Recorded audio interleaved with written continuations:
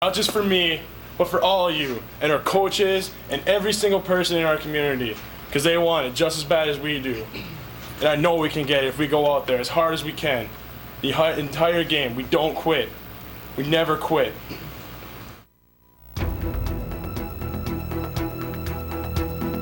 Each fall, 625 schools begin a quest, each the same goal, the ultimate goal.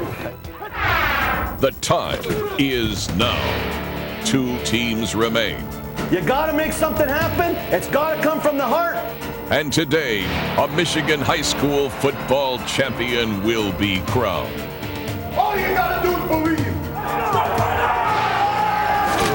The Division 8 football final is next on FSN.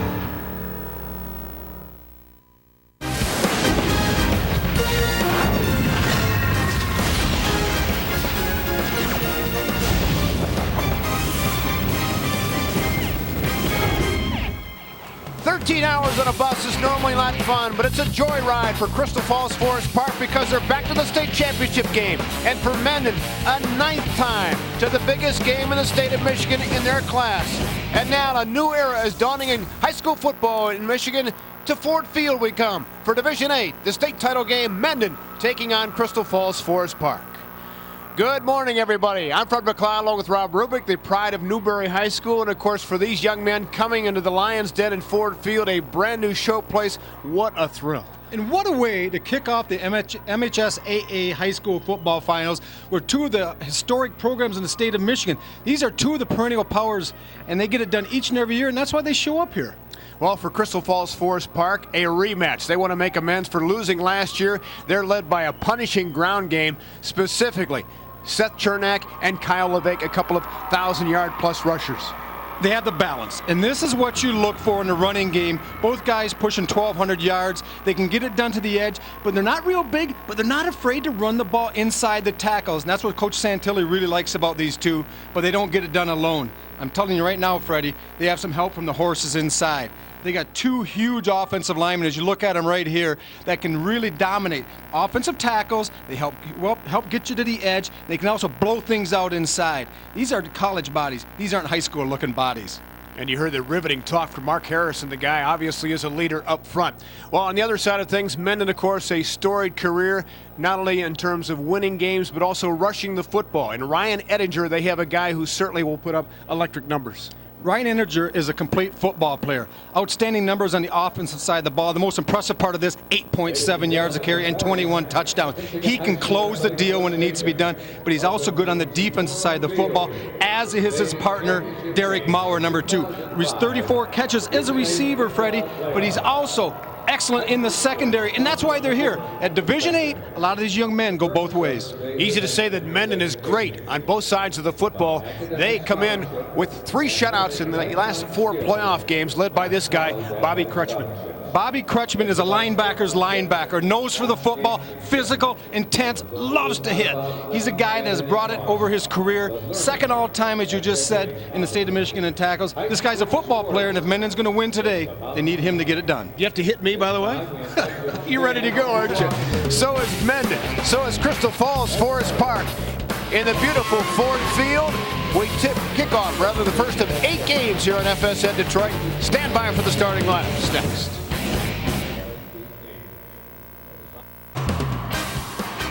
The MHSAA football finals in FSN Detroit are brought to you by Bell Tire. Trust us will make you happy you came in. That's a promise. By Gardner White Furniture. We're known by the money you keep. And by Wallside Windows. We can do that. We are the factory. The Trojans of Crystal Falls Forest Park. A lot of the fans, in fact, drove overnight to get here. Bill Santilli, the head coach, says, guys, we can make amends for what happened a year ago with a win.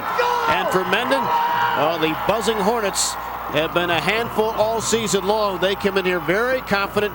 They have 7 state championships already in their school trophy case and wanting to add another one here at Ford Field. John Schwartz, the head coach for the Hornets of Mendon. They come in at 12-1 this season out of the St. Joe Valley League. And you can see John's record career-wise, and this his 17th year at the helm. Meanwhile, the opponents from the UP, Bill Santilli, who is not even a teacher at his high school. He's a highway worker, but he loves his kids. And a former running back, as a matter of fact, for that school back in the day in the mid-70s when they won a championship. So we're about ready for the kickoff. First of 8 telecasts here on FSN Detroit. So if you love high school football, settle in for the next couple of days. Calix Scholander will kick it off for the Trojans, who come in with a perfect record of 13-0. Well, you talk about two teams. They're not surprised to be where they're at. You got two of them here this morning starting out the MHSA new season, 2005 at Ford Field, 13-0, 12-1, two teams that deserve to be here, and we should be in for a treat here, Freddie. Ron Sinclair, Brock Alexander set to field this kickoff for the Hornets.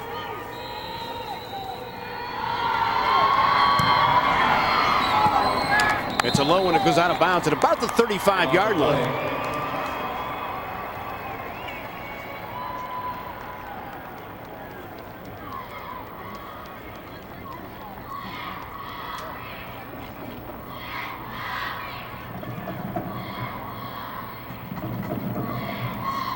Crystal Falls Forest Park was in the first ever championship game. Kick is out of bounds, 35-yard line.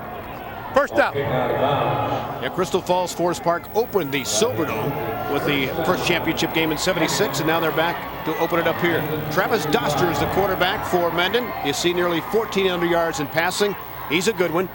It's 63% throwing the football. He's a definite leader on this football team as a senior. Brings him up the line at the 35-yard line, where we'll put it into play here.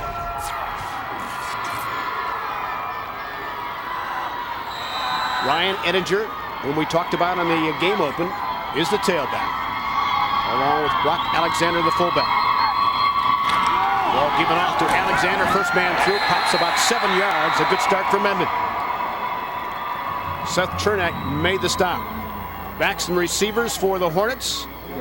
You see Ettinger leading the way. All three of their running backs average 6 yards a pop or better, led by Ettinger's 8.7. The offensive line averages about 200 pounds. Kretschmann, a captain, is their leader up front. 2nd down and 4 coming up for Mendon at the 41. Ball's given off. Ettinger hit initially, picks up a couple of yards, maybe out to the 43. Defensive line up front averages 220 pounds for Crystal Falls Forest Park, led by the ends LaFake and Roberts, who play offense as well. Linebackers Anderson and McCarthy anchor this group. Anderson is very active in the middle. And the DBs, Chernak and LaChapelle, each with 4 interceptions for the Trojans. 3rd down and 3. Important play call early on for both clubs. At the 42. On the reverse. Here comes Derek Mauer. Has some open space, so first down and a lot more across midfield. Bumped out of bounds across the 40-yard line by Brian LaChapelle. Well, that play was set up, Fred, by the previous 2 plays. They run the fullback trap inside. They run the counter trade to the left, and then they're going to run the wing counter going back. The fake inside, and here it comes on the reverse, a little toss. Mauer is their big playmaker. Ettinger's a bread and butter guy, but when they need something special to shake the tree a little bit, they call on Derek Mauer. 17-yard pickup, so they're at the Crystal Falls Forest Park 41-yard line. Ball given off, first man through again. It's Ettinger. Gets out to the 36, a gain of 5. That's the fullback trap. They started the last series with the same type of play, just a quick hitter inside, and that's the play in this offense that Coach Santilli, and along with his outstanding defensive coordinator Dave Graff, were concerned about stopping. They feel if they can stop that inside play, that everything hinges off that, and if they can slow that down, they're going to be in the driver's seat. Ettinger, the tailback. Ron Sinclair, a fullback, now comes in. Quick step and a pop to Derek Mauer. Brought down after a 4-yard gain and about the 32 by Brian LaChapelle. Let's check out the road to the finals for these two teams. Mendon beat Colon, then a powerful Waterford Our Lady of the Lakes team in the semis to get here. Crystal Falls Forest Park, as you can see, with those couple of wins to get to the championship game again for the second year in a row. It's brought to you by Wallside Windows, our road to the finals. 32-yard line is where we are on a 3rd and 1 call now for the Hornets. They've already converted 1 third down. Ball given off, first man through, a bump, Ettinger tries to break free, cannot. Short of the first down, a loss of 1.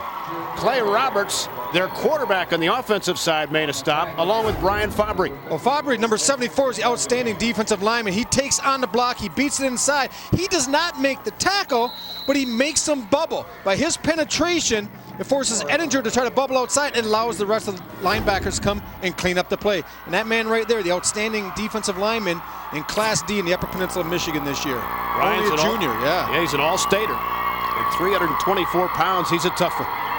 Well, at the 32-yard line in 4th down territory here. 4th and 2 now for the Hornets.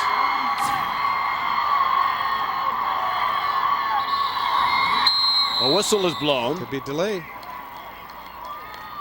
It'll cost them 5 if it is. So now it'll bring up a 4th and 7. Delay for game Mendon. on the offense. 4th down.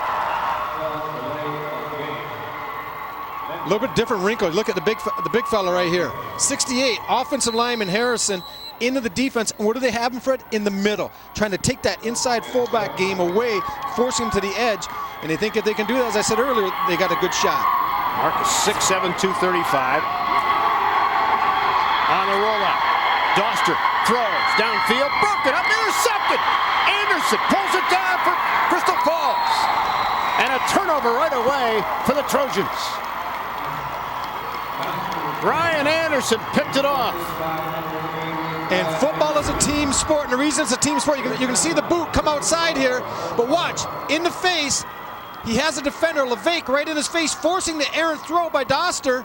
Anderson jolly on the spot, an alert play, and that's defensive football. Mendon comes out early, moving the ball pretty well. Crystal clamps it down. LaChapelle actually got a piece of that football to deflect it. So Crystal Falls takes over at their own 37-yard line. They got down early last season in the championship game to Climax Scott, so they want to get off to a much better start here this morning. Timeout on the field for Bill Santilli's crew. Let's see if they could take advantage of the break early on in the Division VIII championship game at Ford Field. Well, the supporters on the Trojan side of things fired up. Their Big D, in fact, did come up with a turnover. So let's see how they respond now offensively. Led by quarterback Clay Roberts, a 55% passer this season. You saw him already on defense. One of their defensive ends as he made a big play on 3rd down. Brings them up to the line at the 37-yard line. And we talked about their 2,000-yard rushers that he has behind him. Rolling out, Roberts throwing first play. Downfield, looking for Chernak. Caught. And it is good at the 38-yard line. LaChapelle pulled it in, had 1 foot inbounds. That's a heck of a play. Brian LaChapelle, the son of former state championship performer, Dad Brian LaChapelle, went up and got the football that time. And that's all you can ask. Roberts throws up for grabs a little bit. When you have an athlete like LaChapelle, he just went up and over the top. And you teach your receivers, when that ball's in the air, you want to get it at its highest point, and that's exactly what LaChapelle does over the top of Derek Maurer. At the 38-yard line of Mendon. Pitch goes to LaChapelle. Breaks 1 tackle, picks up about 3 yards to the 35-yard line. Let's check out the backs and receivers led by LeVake and Chernak. Anderson also is their top receiver. Their offensive line led by Big Mark Harrison, who, by the way, is not going to play college football. He wants to be a doctor. How about that? They average about 220 pounds up front. A little bit bigger than the Mendon defensive line. There you see Harrison, a senior, 6'7". They'll run to his side quite a bit. Ball given off. It's Chernak and a good surge across the 25-yard line. And a first down on the 2nd and 7 call. 11 yards on the pickup. Well, this is just a fullback trap. It's going to come right at you inside. A nice job by the big fella Harrison, getting a little bit of pressure and pushing. You see the big man come off, just kind of swallow people. He knocks one into the other. That's the old domino. You coach that, you call that domino blocking when you knock one guy into the other one. That usually works, doesn't it? That's not fair. 6'7", 325. That's like two people. Especially you don't see that many size kids at this level, Division 8. Pitches to Kyle LeVake. Tried to turn it upfield. Picked up maybe a yard or two. Let's check the defensive line for Mendon. They average about 200 pounds, led by John McLaughlin at defensive end. Linebackers, we talked about Bobby Kretschmann, one of the best tacklers all time in Mendon football annals.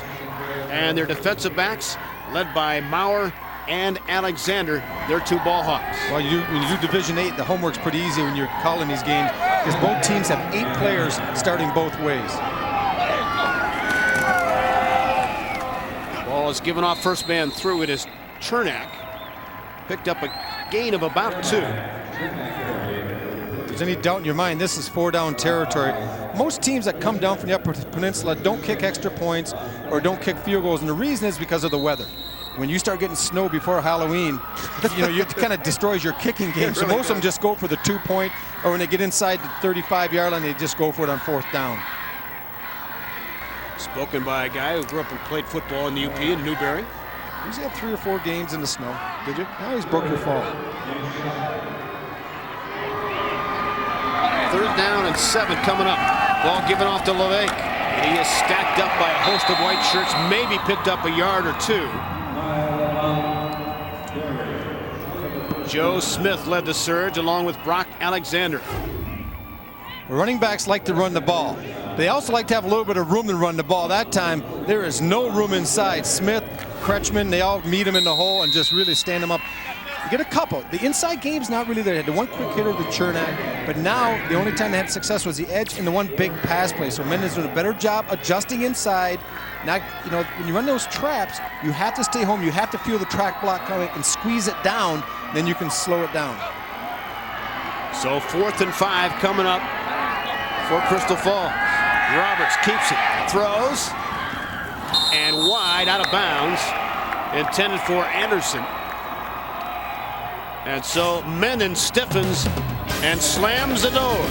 So field position is all Crystal Falls Forest Park can lead upon right now. We'll be back. Well, if you miss any of this weekend's championship action, get all the details tomorrow in a very special edition of the Detroit Sports Report. It's DSR Football Finals Recap. Tomorrow night at 10, only on FSN Detroit. 4 championship games today of the even variety, and then 4 more tomorrow. John Keating's getting ready to bring you the play-by-play call coming up on the Division 2 affair, correct? At 1 p.m. Yep, we got Brother Rice in Hudsonville. East side, west side matchup. 1st down and 10 for Mendon. First man through is Ryan Ettinger. Had to do a lot of that on his own. Got a decent surge up front, a pickup of 3. Mendon right now is coming up with their 2 bread and butter plays. We talk about the fullback trap inside, then they also like to run the counter trade, which means they're going to pull the 2 offside, the guard and the offensive tackle, and bring them play side. The running backs take a little counter step. He's going to get on their backside and try to get up in there. The key to blowing that up is to get penetration and don't let those linemen turn north and south trying to clear out the hole. Derek Maurer split to the top side of your screen. A little bit of miscommunication there. And a loss of a yard. Back to the 21. Brad Anderson, the first to break it up. You watch these 2 teams early on, and you say these are 25-1 between them. But you can look right inside here. This is where it all takes place. Penetration, good job. The miscommunication with them running into each other. But even if it's a clean handoff, there's a lot of black shirts swarming. These 2 teams get here because they play defense. Obviously, you have to score, but these are 2 very physical teams up front. It's going to be, I think, a low-scoring game today. Crystal Falls only allowed 12 points a game during the regular season. Back to throw, Dostry, and it's incomplete. Brock Alexander was there on the coverage. Well, they had something going there. Anderson came up pretty hard. Alexander was running what we call a wheel route out of the backfield, where he kind of runs an angle to the sideline and then turns it down the field.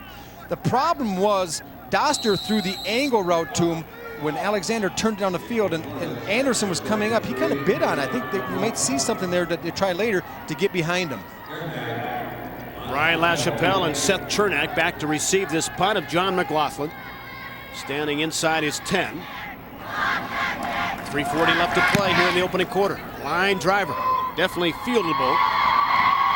Here comes Chernak. Across midfield, takes a pop. Stood up then at the 47-yard line. A 36-yard boot, 10-yard return. At Crystal Falls Forest Park again with pretty darn good field position. Well, after the first series, they had the big pass play initially to get things going. They established field position. This time, because of a good defensive stand and a little bit of a punt return, they're on the plus side of the 50. The key is, what can they do with it, Fred? You have to take advantage of these opportunities.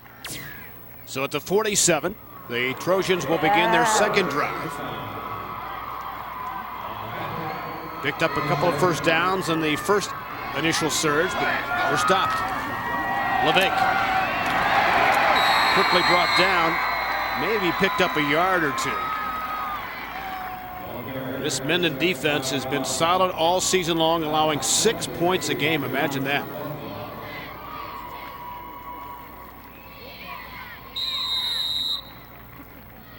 So no gain on the play. It'll be 2nd and 10 for the Trojans at the 47.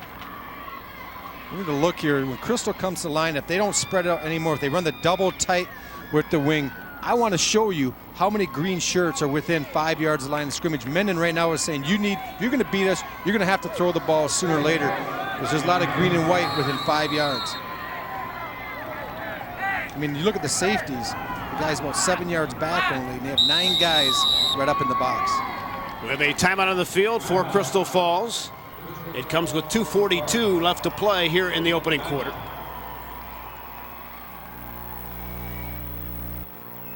Bill Santilli, who played for this team back in 1975 and 76, is a very proud running back on the first ever championship team for Crystal Falls Forest Park when they beat Holy Rosary. In fact, let's go back.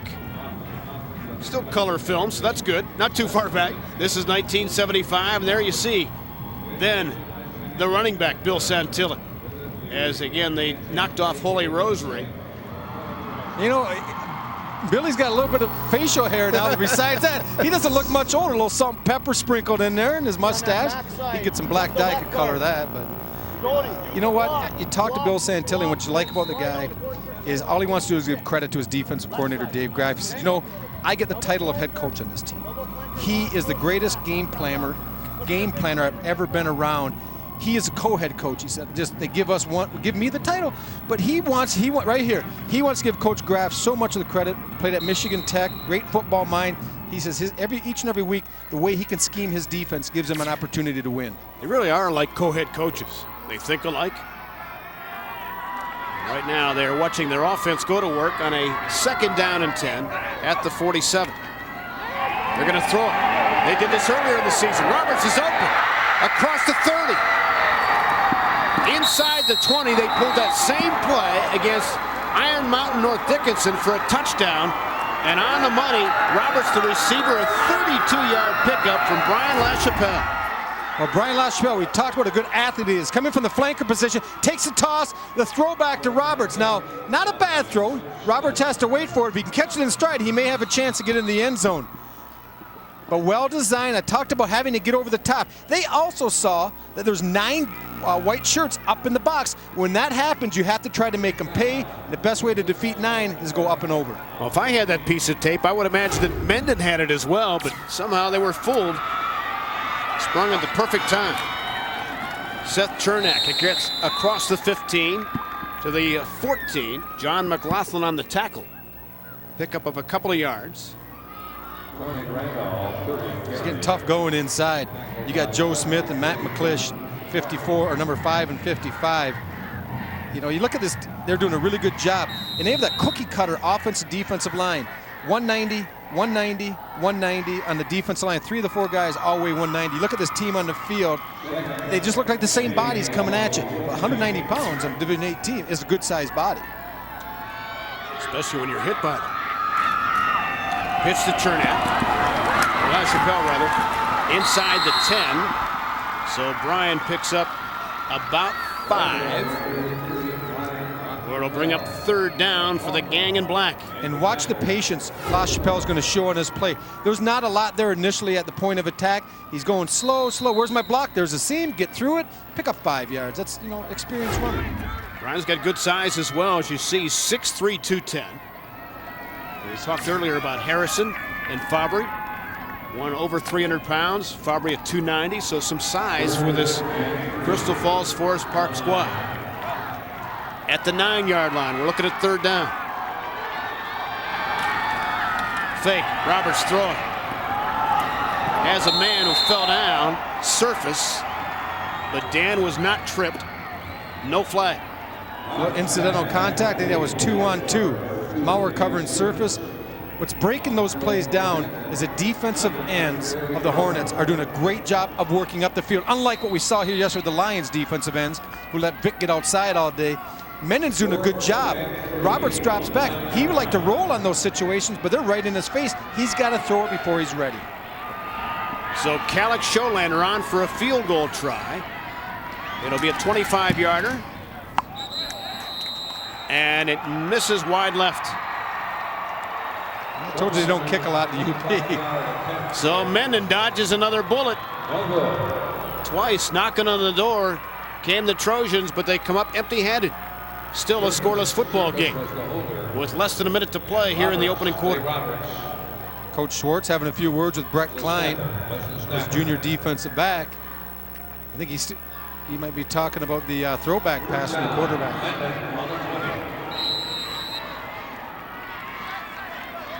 So 1st and 20 comes Mendon on their 3rd possession. Edinger, the tailback. Brock Alexander, the fullback. Alexander gets it, finds a big hole, and then muscles his way across the 30-yard line for a gain of 10. Chernak had to bring him down. You're going to run the trap. You better have guards that can pull and guards that can finish block. Let's watch the right guard. He's going to come right through here and kick out. Does a great job. Nice kick out block and a good job on timing. When you run that trap, it's all about timing too, Fred. You got to hit it in that blocks there because it's hard to sustain. And Chad Klein, number 57, did a great job that time. So another 1st and 10 for the Hornets. Alexander wrapped up this time, but he did keep his legs pumping. And a gain of a couple of yards. Maybe even 3 to the 27 is where they'll spot it. McCarthy and Anderson on the stop. Final 15 seconds ticking away here in the opening quarter. And Mendon's going to let it elapse, and we'll finish the first 8 minutes. Scoring opportunities certainly for Crystal Falls so far, but have not been able to cash in. And Mendon finding themselves in a scoreless football game. And considering field position, they'll take it. They're looking for an 8th state championship. Meanwhile, the gang from the UP said, hey, we want one too. Back with the second quarter in a minute. Welcome back to the start of the second quarter, Division 8. A scoreless affair so far, but certainly with some highlights. Well, Bryan LaChapelle shows he's a complete football player. And Coach Santilli said, anytime we have to isolate him, we're going to throw it up to him. What he didn't tell me was, if we can isolate him, we're going to let him throw it. And also, they're going to let him run a little bit. Good feel for the offensive running attack. Nice football player in that, you get a guy like that, and Seth Chernak in the backfield, and LeVake, you got some pretty good athletes. Bryan, one of the 8 two-way players on the Crystal Falls side of things. Ball is given off to Edinger, breaks a couple of tackles. Gets up to about the 45-yard line, so a gain of 12. Well, that play started early on when they got by the all-UP defensive lineman Fabry. He got penetration, but he's only going to get one arm on him. Edinger is going to break number 74 tackle right there, and by doing so, he's able to get outside, picks up a nice block I think he could have kept going. He'd been wiser, just try to get to the edge, use his speed, and maybe get more out of it. He tried to cut back, but he still nets about 15 yards, so not a bad play. Now you tell him. Yeah, it's easy up here. 1st and 10 for Mendon. Their best drive of the morning. Doster to throw off play action. Has a man open. Caught! Matt McClish, touchdown Mendon. 55 yards.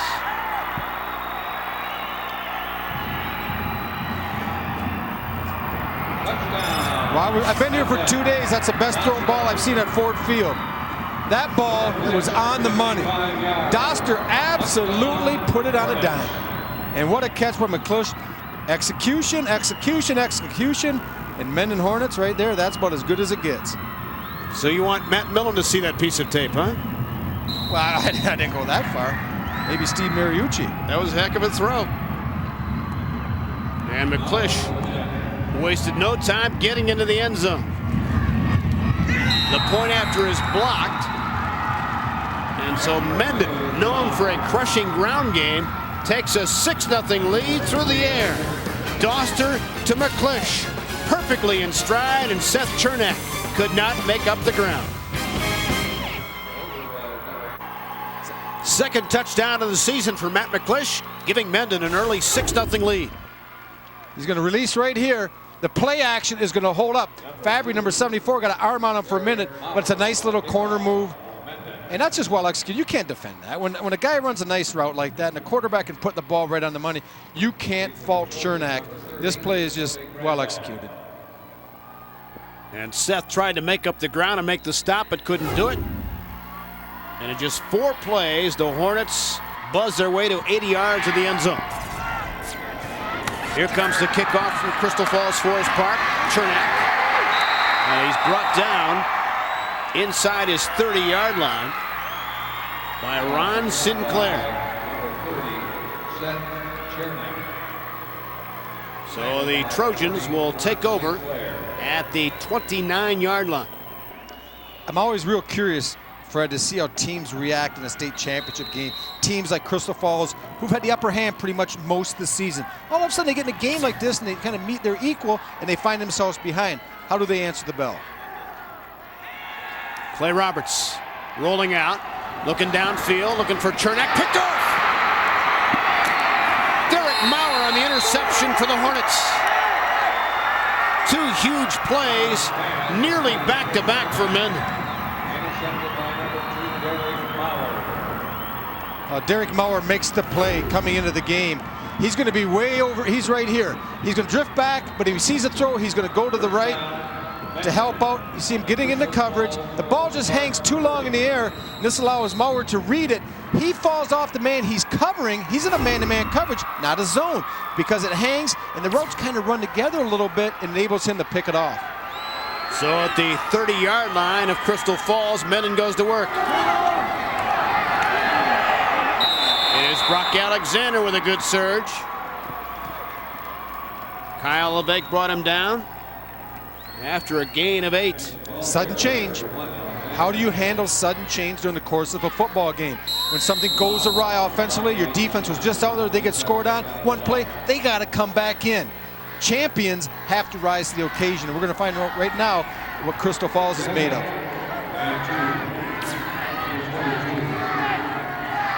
2nd and 2 coming up for Mendon. On the bootleg, or perhaps some miscommunication, as Doster looked like he might hand it off, but nobody was home. Ryan Fabry on the stop.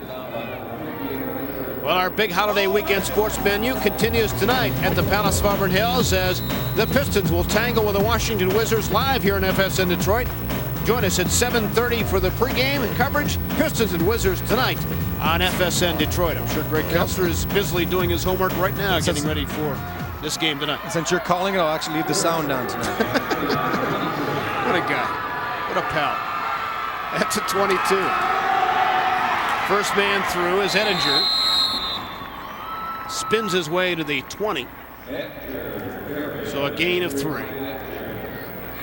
Bring up a 4th down and short. Maybe about a foot. Coach Schwartz, he's been around the block a few times. You better be careful here. If you load up inside, he may just play fake you and throw it over the top. Coach Graff, defensive coordinator and co-head coach for Forest Park, better be careful here. Alexander's the fullback, number 1. Ball given off to him. Easily a first down. Brock picked it up and more. A gain of about 2. So it's spotted at the 18. First down for Mendon. Everything you talk to the Forest Park coaches about Mendon is starting to come true.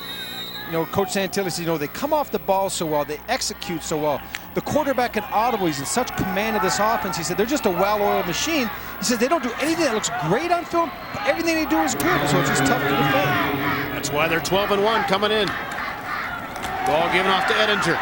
He's stopped by another 3. Clay Roberts, the defensive end, and their quarterback. Well, this is your quarterback playing defensive end. And what I've been told, he likes to be playing middle linebacker. He has that type of attitude. He's going to squeeze it down inside and make the play.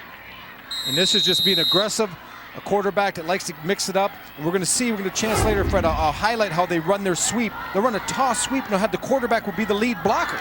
You don't see that very often. You got to be a tough character to do that, to block and to play defense if you're the team's quarterback. Doster to throw, has good protection. Looking into the end zone.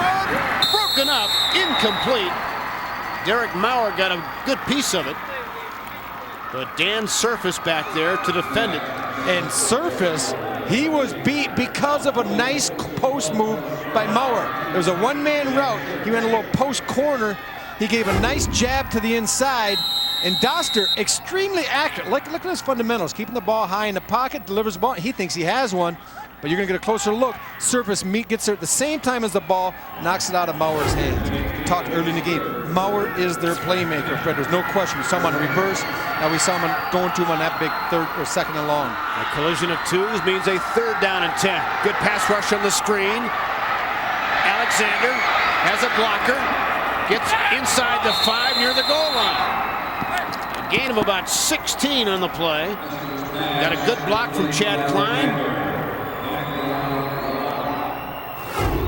I'll tell you what, Brian Fabry, number 74, is going to do job in recognition. He's going to slide out and get into the screen as the play develops. He's the only one that recognizes it. He has the back, and he's left on an island. A good job getting out in front, getting some blocks. And Alexander does a nice job getting what he can out of the play. It just shows you one guy cannot defend by himself. He needs some help from his friends. So it's 1st and goal for the Hornets at the 2. Ball given off and nothing doing for Ron Sinclair. This is the spot where many defenses really stiffen. Some tough running in there, right? It is. It's hard going, especially when Forest Park brings in the big fellas inside. You see Harrison into the game right now, big number 68. He's in to add a little bit of extra beef to take away that fullback trap. Now, where you become vulnerable possibly if you cram everything in the middle is get to the edge and also for the pass.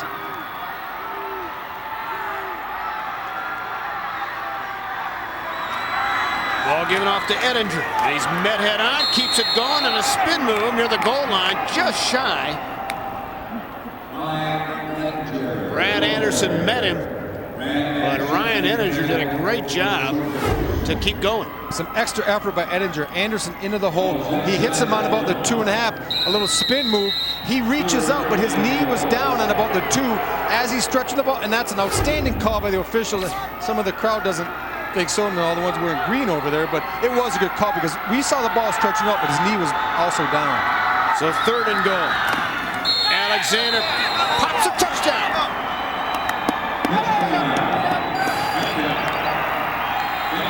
And Mendon with a 2-touchdown lead. Well, it wasn't easy, but they get it done with Brock Alexander. His brother was Rock Alexander, who played a few years ago. Now you got Brock in there. Parents weren't ultra creative with their names, but both of them are pretty good football players. Well, they're tough guys. Brock and Rock. Good football names, huh? No, that's not a Spencer or a Lance. That's That's not like one of those love novels. Those are football names. Or a Rob. Here's the pitch. Ettinger strung out. And he is consumed after a big pop by Chernak and LeVake. So Crystal Falls Forest Park looking up at the scoreboard, finding themselves down 12-0. You're watching the state finals here on FSN Detroit. Well, Mendon with an early 12-0 lead here in the second quarter, but big plays have taken over for the Hornets.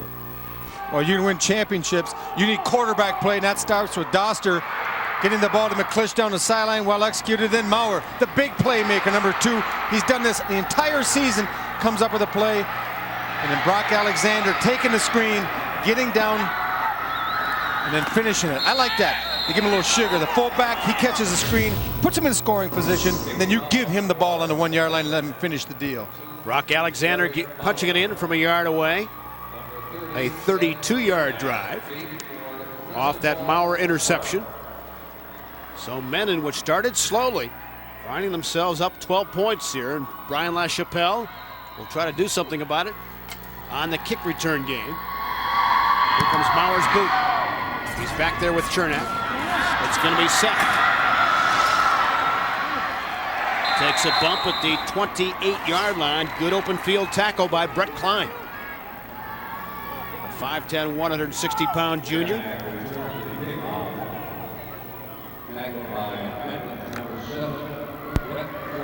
So here comes Crystal Falls.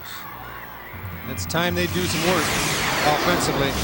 They don't dig themselves too big of a hole. This is a Mendon defense we talked about in the open that is so strong and allows very few points in the course of the year.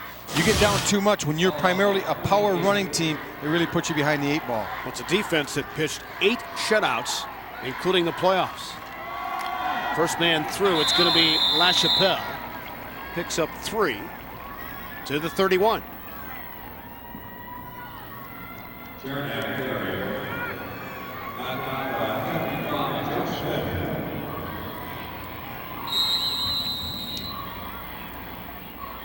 Ticking clock, inside 6 minutes until halftime.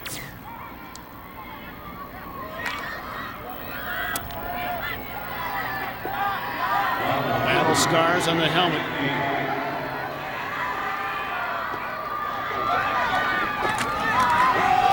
Ball given off to LeVake.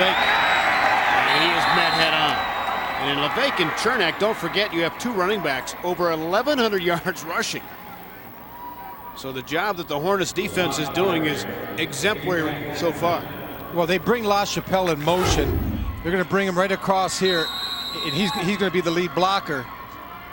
Try to blow things up, but good job by the defensive nose, getting inside, creating a palm, trying to get a number. I think it might have been Eric Ray, number 6. He got low pad, he got underneath things and clogged it up along with McClish. So 3rd and 8. Roberts to throw. Throws a fastball caught by LaChapelle, first down. That had some heat on it. Pickup of 8 yards and a first down for the Trojans. Bill Santilli pointed out, and we had a chance to visit prior to the game, that in a 3rd and medium, 3rd and long type of situation, they're going to look for LaChapelle because he is their playmaker. Good job by the offensive line, giving time. Seth Chernak, not the biggest of backs, but he picks up the blitzer coming from the outside, allowing LaChapelle time to get into his route, to get a little bit of separation. The ball was well thrown by Clay Roberts. LaChapelle with very soft hands. They confidently go to him. So from the 40-yard line, it's a first down call. LeVake with a couple of yards, maybe. Joe Smith on the stop for Mendon. One thing I've noticed about the Mendon defensive front is when they make initial contact, there's not many yards after the first hit. When they hit you, you stop. I mean, it's just the way it is, and that comes from a lot of gang tackling by a defense that's very physical. You see a good look at Joe Smith there. I tell you, I call it the cookie cutter. They are. They just all, you get on the field, all these kids, they look the same. Their defensive front, 190, 190, 190. Their linebackers, 190, 190. I think they do that to food. I think they got some 230 guys in it. Coach Schwartz is trying to pull the wool over our eyes. He wouldn't do that. Clay Roberts, back to throw. Near sideline, into double coverage. And excellent coverage. Maurer had LaChapelle blanketed. bring up a 3rd and 8 now for Crystal Falls. Even though they're not having a lot of success right here throwing the football, I think in the long run it's going to help them, Fred. It's got to loosen up those linebackers and that secondary. That secondary, you talk about Maurer, Alexander, and Klein, they're sneaking closer and closer and closer to support on the run. And until you can make them believe that you're going to throw the ball and make them accountable in that secondary, they're going to keep sneaking up. So even though you don't complete it, it puts that little thought in the back of their head.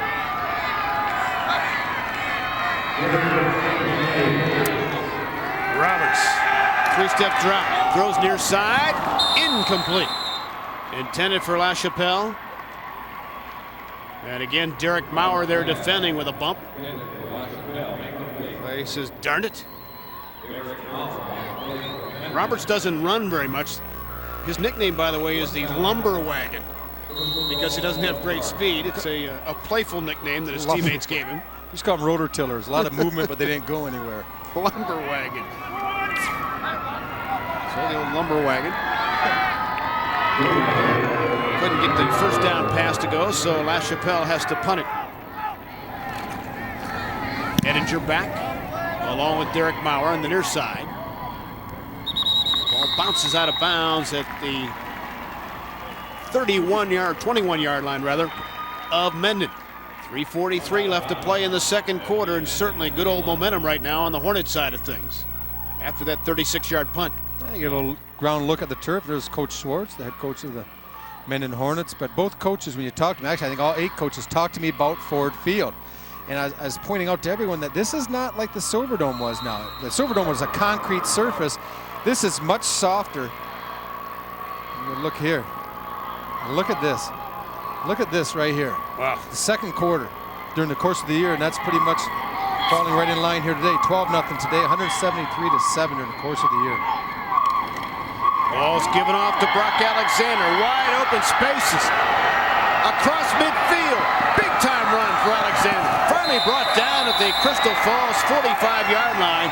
A 44-yard sprint for Brock Alexander. And it's the fullback trap. We talk about what play you have to defend.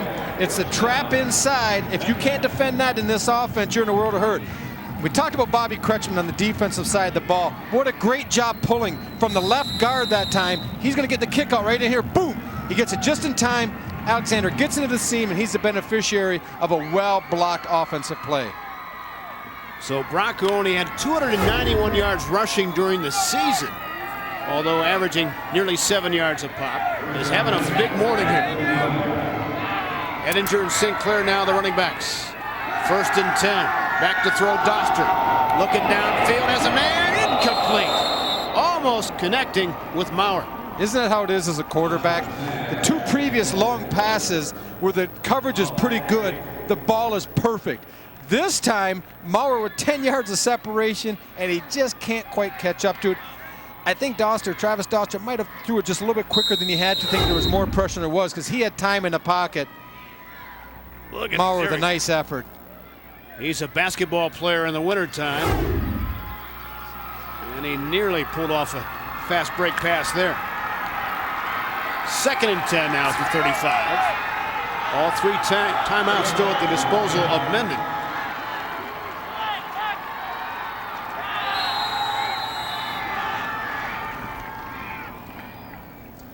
And a timeout called, one of the 3 that the Hornets had. Comes with 3:03 left to play in the second quarter. Mendon already up 12-0. Wanting to get greedy here, looking for more.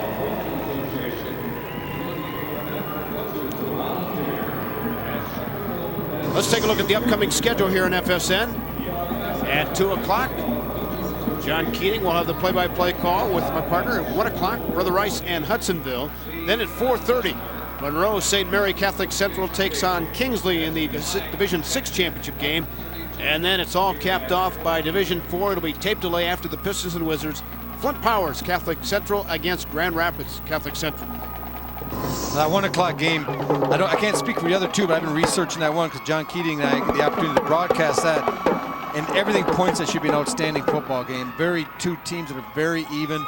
And what a great opportunity to have each and every year, it seems like, when Brother Rice makes it the final, to talk to head coach Al Fracassa.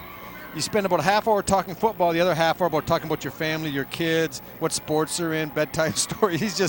He is one of the most charismatic and lovable men this state has ever offered up in football, probably in education, and anything that you can think of that deals with young men. A better father and a grandfather than he is as a head coach, is what you're Well, I don't know, he's got 350 wins, so he's not bad here either.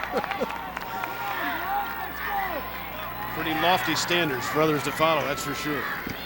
You'll be able to see Al's Warriors coming up at 1 o'clock. Here comes Mendon. 2nd and 10 now as Doster brings him out. Alexander, the ball carrier. Nothing happening there.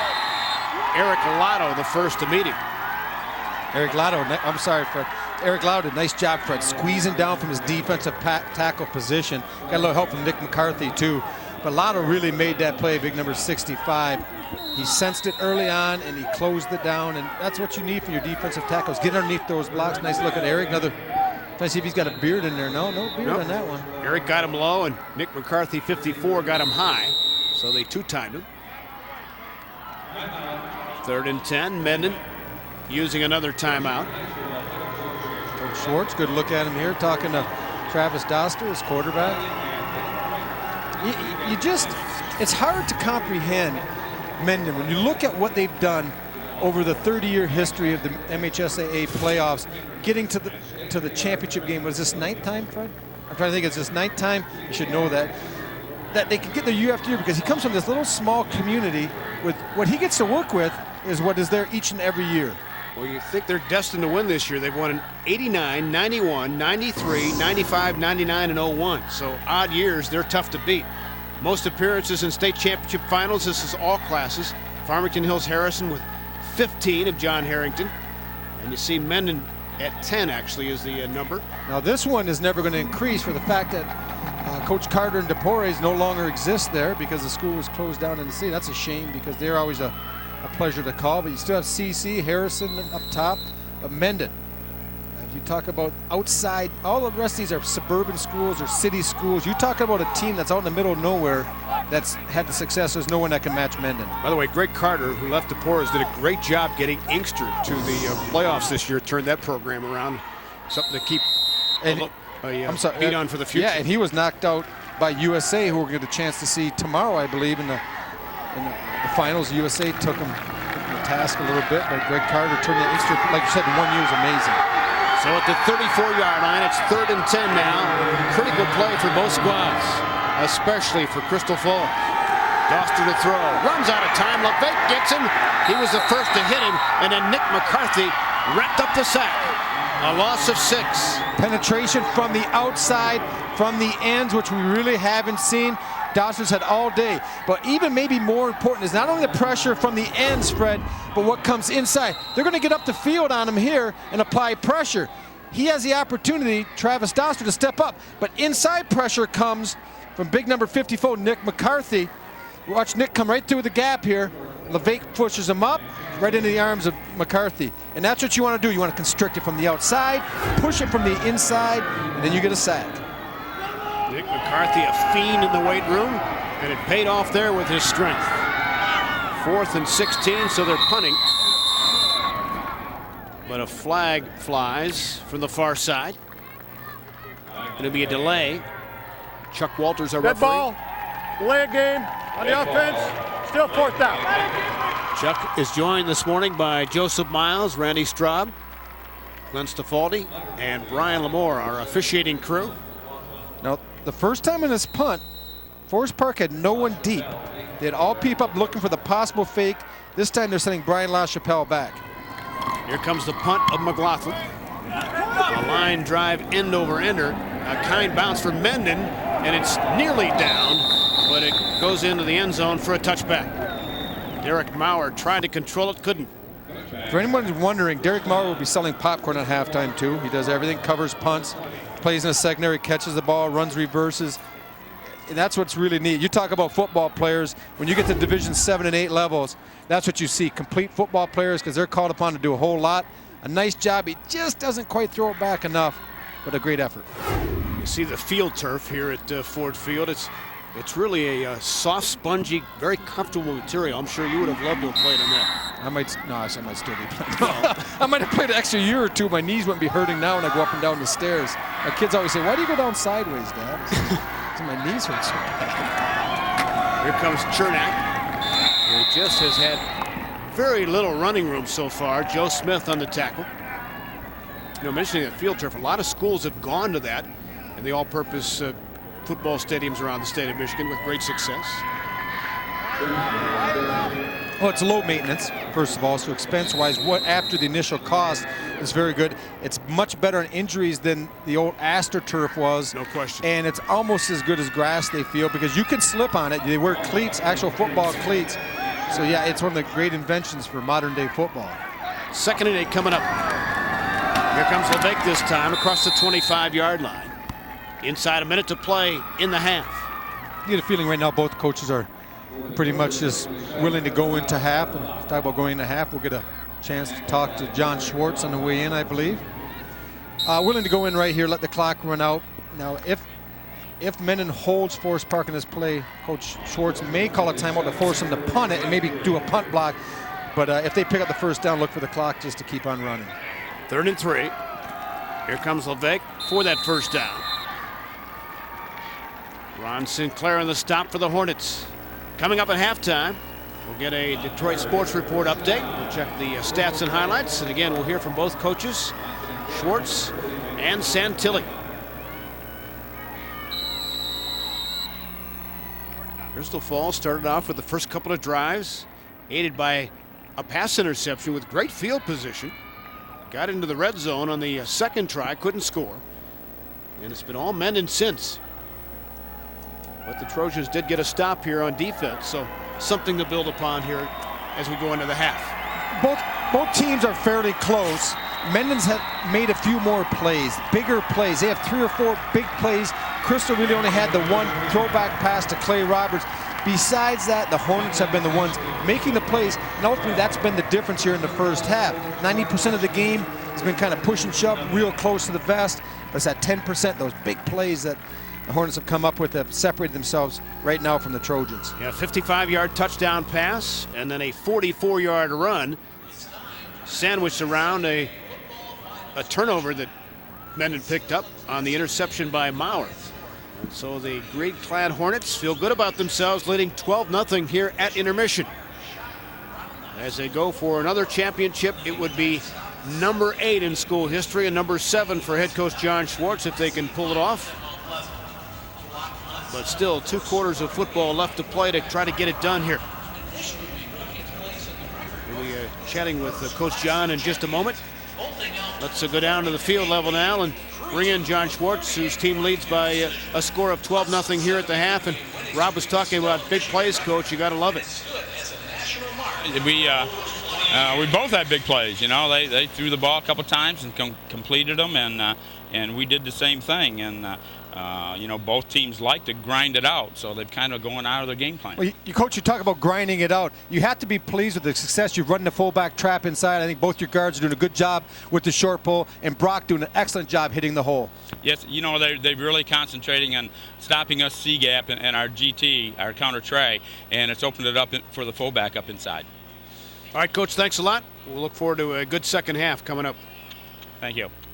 So far, the Hornets have the upper hand in this Division 8 championship game. But a lot of good football, not only coming this morning, but all day here on FSN Detroit. We'll be back with more at the half in a moment.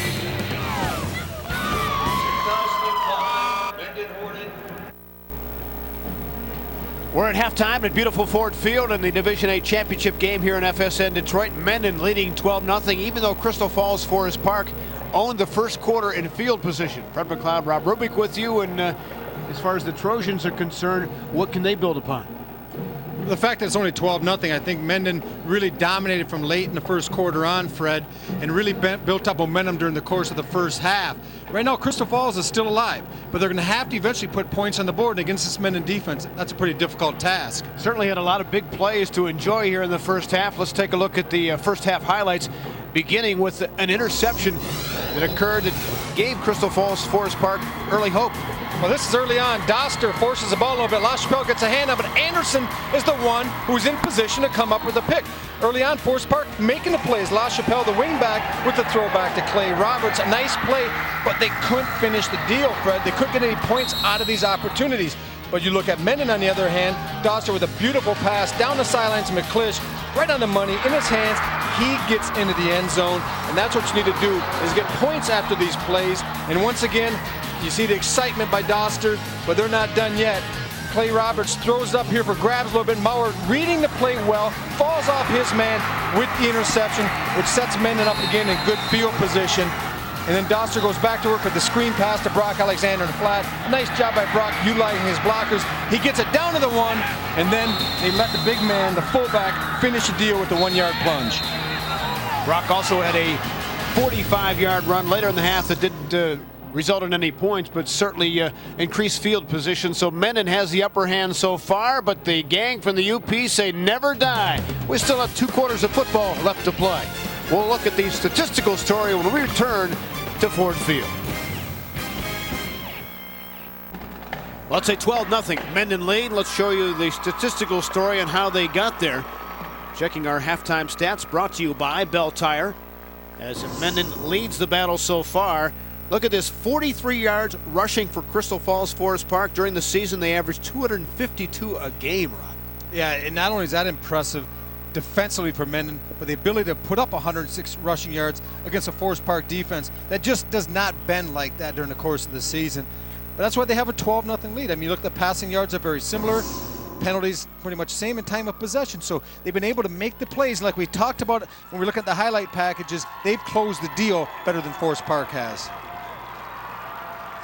Let's listen into the Mendon halftime locker room to see what they had to say. We'll just keep going after them. They're going to start coughing the ball up. You keep your head, hang on to the ball, eliminate mistakes, and we're going to be all set, and we're going to have some fun. Yep. We all set? Go, boys! One more round! So having fun certainly means winning a championship. Mendon is halfway there. Can they get it done? We'll find out in the next hour. Well, Crystal Falls Forest Park back to the championship game for the 2nd year in a row. Coach Bill Santilli's team had some opportunities early. Coach joining us now. And Bill, are you heartened by the fact at least you had some big plays, had some early field position? Well, we threw everything at them that we knew in our playbook that we'd have thought a chance to make that work. And Mendon defended that well. They're very athletic. They're very tough up front. We figured what they're going to do is probably chop inside on our big guys, and that's exactly what they're doing. We haven't had anybody be able to do that successfully against us all year. And I feel if we can pick up the pressure on our defense, that we can still have a chance to win this ball game. Hey, Coach, I'm just curious now. They're starting to squeeze a lot of people up defensive, too. They're sneaking their safeties, their corners. About 9 guys within the box. You can take some shots trying to get over the top at all. Well, our game plan was to put the ball in the air a little bit more, but right now some of our backs haven't been running the correct receivers, and we're ending up with 2 guys in the same place. And as you saw in that pick, that's not good in our favor. All right, Coach. Lots of luck in the second half. Bill Santilli's crew will receive the opening kickoff to the 3rd quarter. Every drive becomes critical in the second half. When you look at how quick high school games go, Fred, you don't get 7-8 possessions in a half. A team like Mendon who can possess the ball a little bit, I'm thinking Forest Park might get 4 or 5 possessions, so you can ill afford to waste any of them. You need, if not score, at least reestablish field position to work with the short field the next time you get the ball. Now, Climax Scots a year ago beat this Forest Park team rather handily. And a lot of these kids, of course, were in that game. Can they find solace in the fact that, hey, we're only 12 down here? Yeah, and it was a different type of team. Climax Scott was an option team. They really attacked the perimeter. What they're seeing today is more of a power team inside the tackle, the fullback track, the counter trade. More physical, which he thought they matched up better. Bill Santilli thought with his big offensive line, his big defensive line, he'd do a better job of slowing it down. And they've done an adequate job. It's the offensive side where they have to have some production, have to get some points.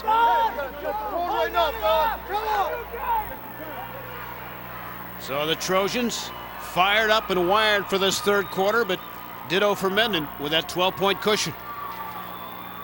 Coach Santilli getting him fired up. He starts his workday, by the way, at 6:30 in the morning. He's a highway worker. His boss allows him to work an early shift so he can then get to practice at 3 o'clock every day. It's dedication. That's a good job in getting us blind by 6. You know, that's you got to be careful. It gets dark up there pretty early now. We talked about that too, and the fact that they're in the Central Time Zone, so it buys an hour.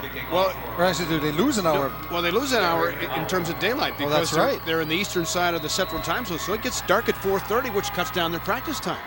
Then they have school doesn't get out to, I think, after 3 or 3:30 for them. So they finish practice indoors. Seth Chernak picks it up at the 15, and he's met head on, 2-time there at the 20 by Brett Klein, number 7, the first to meet him. So here comes Clay Roberts. Opened a light of fire on his offense. He was 2 of 7 throwing in the first half for 34 yards. Had the 1 interception by Maurer. And Crystal Falls begins this possession at the 26. It's LeVake. Turns the shoulders upfield, gets about to the 29. So let's give him a gain of 3. A little bit different look, trying to get to the edge with LeVake, trying to get the speed outside. But once again, Mendon is so fundamentally sound along the defensive front. They flow extremely well. LeVake trying to look for an area to get up, and Maurer is there. Get some help, and who else but Bobby Kretschmann. They're just football players. That kid right there, I really like his game on both sides of the ball. La Chapelle similar for Crystal Falls. I think Maurer a little bit quicker in the feet. And so far he's come up, had the upper hand in making plays. Roberts rolls out, flips it to Chernak, but again, he's met head on by a couple of white shirts. Joe Smith there, first to pop him along with Klein. They kind of rolled Roberts that time and flooded the area. Chernak, he was the shallow back coming out into the flat. They also had someone running a short out about 10 yards in the corner deep, so it's a tiered read. I think Clay Roberts may have rushed a little bit. He just dumped it to the back right away. La Chapelle was coming open deeper down the field. But when you've been hit a few times as a quarterback, sometimes it hurries up your thought process. So it brings up a 3rd and 4 play call for Roberts at the 31. Play back to throw. Looking downfield, going deep as a man. Chernak caught, no, dropped. Almost made it a big-time play, and says, oh, I wish I had that again. So does Clay. Ball was thrown on the money, in some traffic. Well, you're going to see Chernak, he's going to leak out, and he's going to get right down the middle of the field. And talking to Bill Santilli, what he liked about his quarterback out of the backfield, they bring Chernak, he throws the deep ball well. He has a strong arm, and you can't throw it any better than that. Seth just couldn't quite finish. A nice effort getting his hands out, and a little frustration on Clay's part. But you know what? Seth's made enough plays during the course of the year. You see the frustration a little bit on his face. He's one of the main reasons they're here. So you don't fault a young man like that who can't quite come up and make that play. Here comes Calix Scholander on the punt. Driving back to the 30-yard line is Ettinger, going the wrong way. La Chapelle got a hand on him, couldn't make the tackle. Here comes Ettinger. He may go the distance. Nobody's going to catch him. 20, 10, touchdown Ryan Ettinger, 70 yards.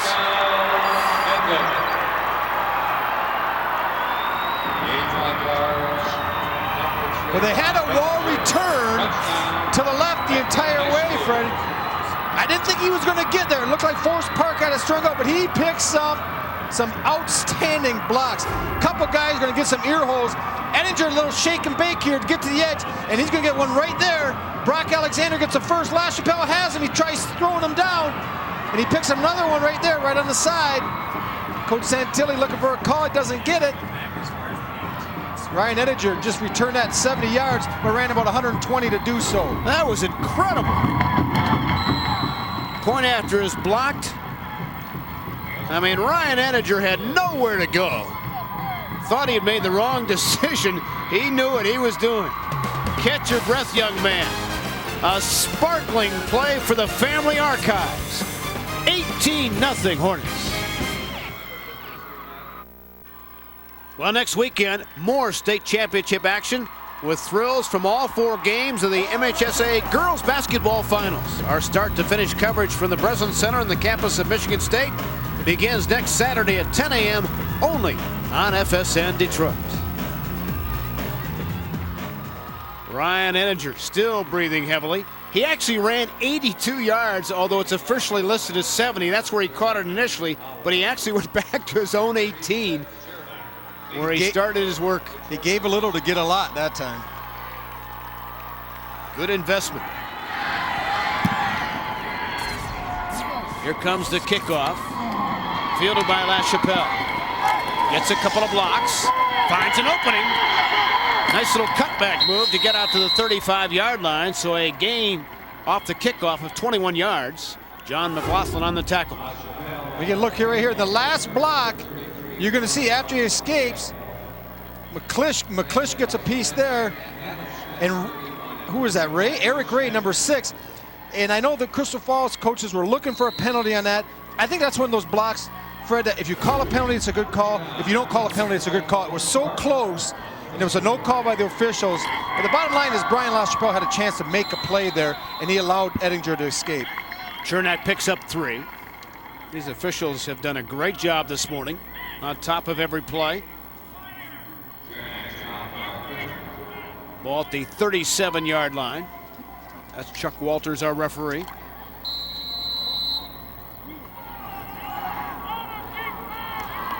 I'm sure that Crystal Falls is a bit stunned right now, but they've got to weather this little storm. It's still only an 18-point ball game, which they can make up quickly here with their power attack. They average nearly 40 points a game during the regular season. Roberts with lots of time going downfield. Here's Chernak, caught this time. Seth with a couple of moves inside. That makes up for the earlier drop. Down inside the 15. Brock Alexander finally brought him down, but Seth Chernak has him jumping on the Crystal Falls side. Well, sometimes coaches tell you things that aren't true. But this time, Bill Santilli said Clay Roberts throws the deep ball well. He sure does. This is the second one right on the money to Seth Chernak. This time, he finishes with the catch, makes a couple shifty little moves, is able to get the ball down to the 12-yard line. Not as pretty a spiral as we saw from Doster, but right on the money just the same. 51-yard gain for Roberts and Chernak, and that has to make Seth feel a lot better. Roberts to throw again, looking to the end zone. Chernak, touchdown! No! Trojans. LaChapelle, rather, on the touchdown for Crystal Falls Forest Park. Makes it 18-6.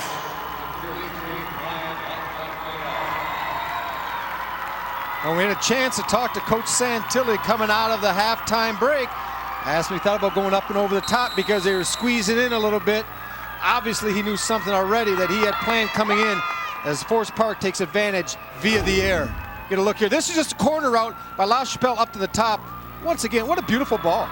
I mean, you don't see this, and I'm not knocking the Upper Peninsula football because I think it's as tough as you can get anywhere in the state of Michigan, but they don't usually throw the ball that well. Forest Park showing that they're multi-dimensional. Now they go for 2. Roberts on the rollout.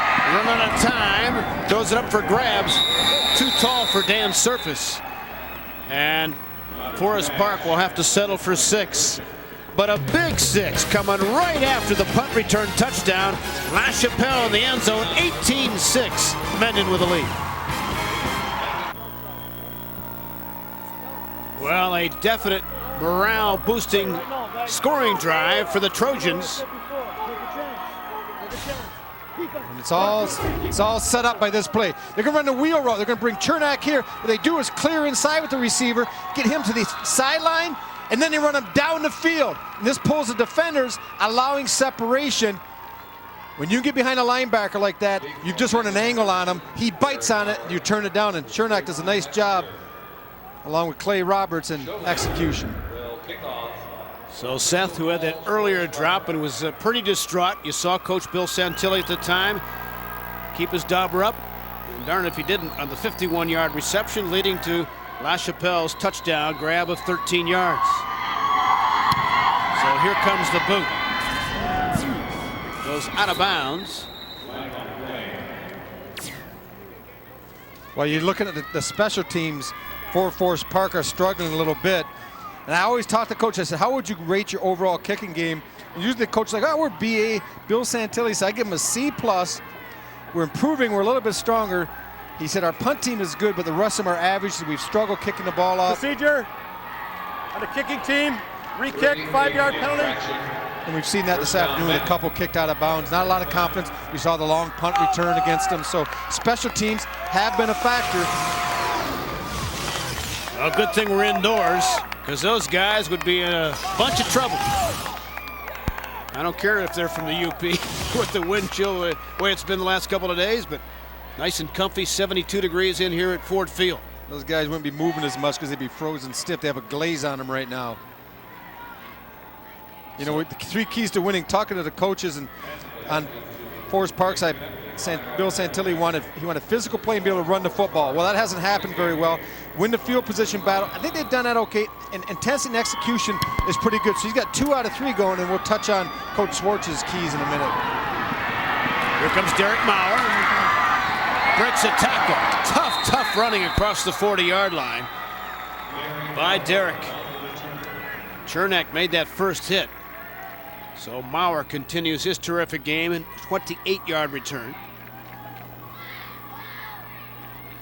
Well, Coach Schwartz executing very well, getting to his game plan. No fumbles, they've done that. Run the ball, they've done that pretty effectively. Stop the run, forcing the throw. They've done that, but it actually led to 6 points because Crystal Falls threw it pretty well in the last series. Alexander and Ettinger, the running backs. Brock Alexander gets it. He fumbled the football. Was he down? That's the question. Yeah, he's down. Officials indicating second down with their hands in the air. Chris McCarthy made the first hit and popped it loose, but his forward progress had been ruled stopped. So Mendon dodges a bit of a bullet here. Well, this is just that little quick trap inside. Alexander is hit. The ball does come out. Whether or not the whistle blown, the officials are discussing it right now. It looked like he was initially stopped. When he springs out of the, I think it was Fabry that had him in that first tackle, that's when he loses the ball. But the officials sometimes in high school will blow the whistle early to protect the kids. They don't want a lot of late piling on happening. Absolutely. Ball to 44, 2nd and 8 coming up for Mendon. Doster to throw. Deep drop. Ball is caught by Maurer. Now they say out of bounds. What a catch. No completion. Now Maurer's done a good job. This is an out road, actually more of like a comeback. He drives up to the field. He stretches out. Excellent call by the official. Look at the position by the ref. That's what you like to see. As a coach, I can live with that. When the official is in position, he has the best view on the field to make the call, and he makes the correct call. Sometimes you get them out of position. They call it from 30 yards away. Back in the day when I coached a little bit, I sometimes had a few issues with the Zebras, but these guys that make it here, Fred, they're outstanding. 3rd and 8. On the draw, Ettinger, first down and more. Keeps going, has his helmet literally ripped off. And now he wants to know why there's not a flag. Well, there is. We're going to get a holding call. I think this one's going to be taken back. Coach Schwartz a little disappointed, but on the other side, you look at Bill Santilli. He says justice prevails. There's a little holding call. We'll come back, put him into a 3rd down 18. But I like the play call. I like the draw. 3rd and long. You've been throwing it. That time you slipped the draw in to your playmaker and Ettinger, and he's able to bust it outside with a little help from the hold. Wipes out a 24-yard gain by Ettinger. He's going to just drop back. They block down, they show run. Oh, I see the hold is going to be on number 73. He came down. Hold on the offense. 3rd down, 10-yard penalty. Repeat 3rd down. And then Ettinger losing his lid in the process. You know, I called out John McLaughlin that time, number 73. He had a down block, but what happened was he kind of got around the ankles. And a guy that's played so well as he has the entire afternoon, then the officials catch you the one time you get on someone's ankles. And as an offensive lineman, you just say, there's no justice in this game. You know, I bust my butt the whole game, then they nail me for a hold. So 3rd and 20 passing situation now for Doster. Pump fake. Thrown up top. Well covered. Intercepted LaChapelle. Brian LaChapelle picked it off.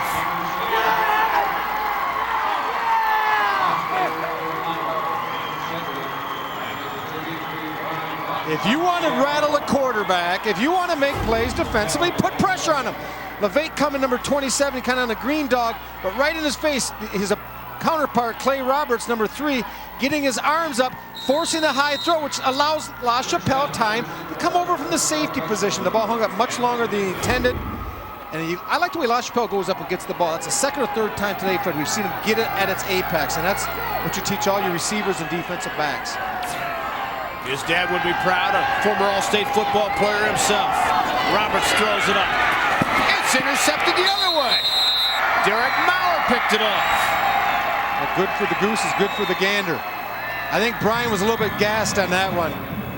Normally you're going to see him come back and make a play. He's running a corner, he gets a little look to the post, then tries to go behind.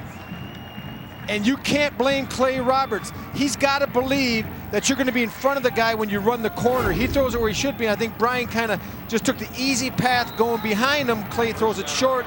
And Maurer, the playmaker, we talked in the open, we've talked in the first half. The guy, all he does is make plays. Second interception for Derek Maurer today. Ball to 32.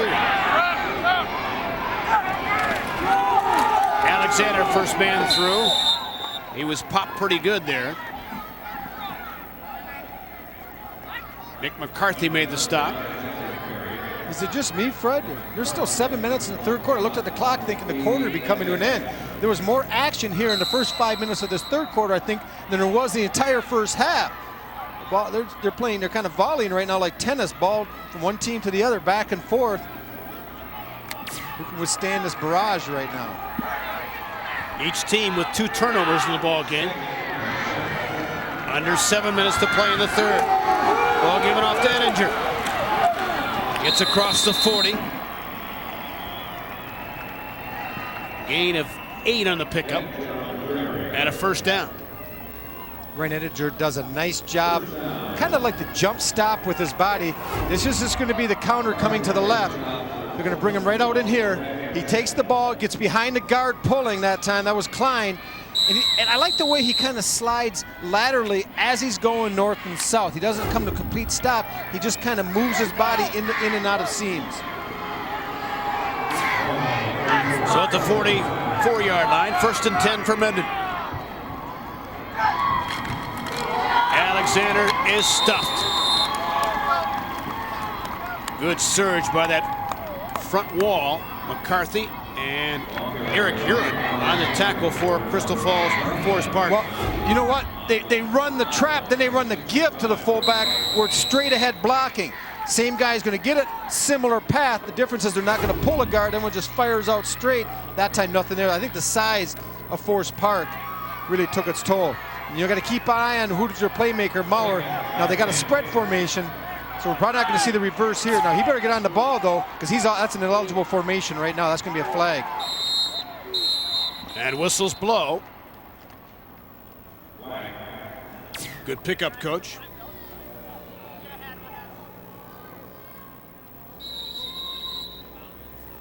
Oh, they called timeout before. Now, Forest Park, I think, helped out Mendon that time because Maurer, who was a split end wide to the right, was 3 yards in the backfield. No one's covering the offensive tackle to that side, but Bill Santilli, that's a formation they have not seen, Fred. They come out in a spread. This has been a tight formation, 2 backs, mostly an I set the entire game. All of a sudden they come out twins to the left, split end to the right, and the old red flag goes up. Coach Graff, the defensive coordinator, said, you know what? We might have looked at this week, but I'm not really comfortable right now setting up my defense, so let's be smart, use one of our timeouts, and get things settled down a little bit.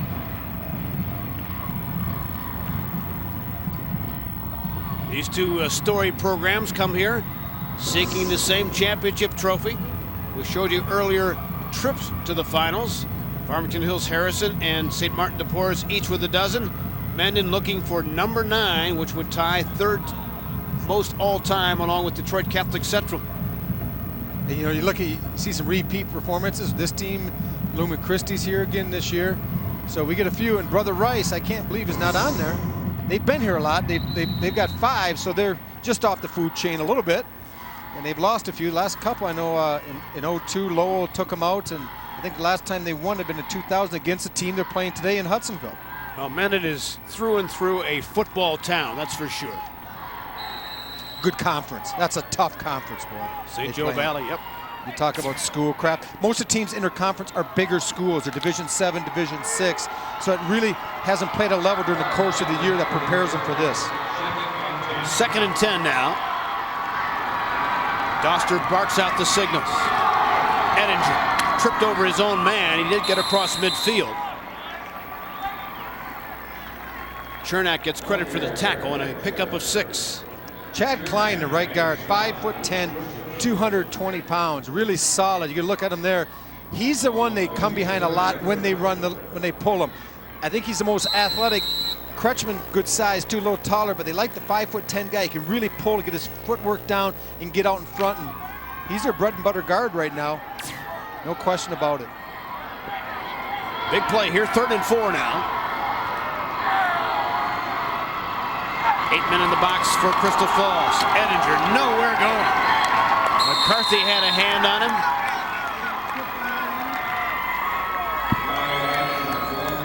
Coach Schwartz has been in this situation many times. I know people sitting there 4th down and 3, let's go for it. But you're at midfield, you punt the ball away. They run again, they're gonna run the trap. They're gonna pull the right guard. You can see him coming at you, Klein. But a play gets broken down from the backside, a little bit of penetration. I think a number, there's so many black shirts. See Anderson at the bottom of the pile. I think Fabry was in there. Let's get some love. A few other guys. McCarthy's played well in there too today. So you got 2 McCarthys on the defensive front, Nick and Chris. John McLaughlin with a punt. It's a good high boot. And will bounce out of bounds inside the Crystal Falls 30-yard line.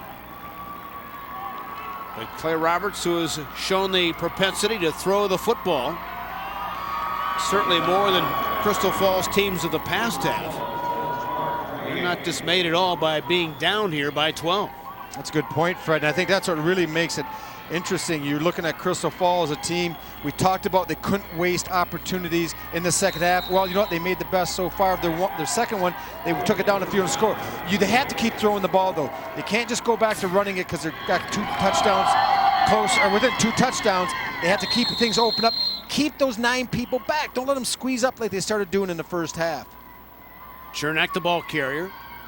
Seth just has not had any kind of room to run so far.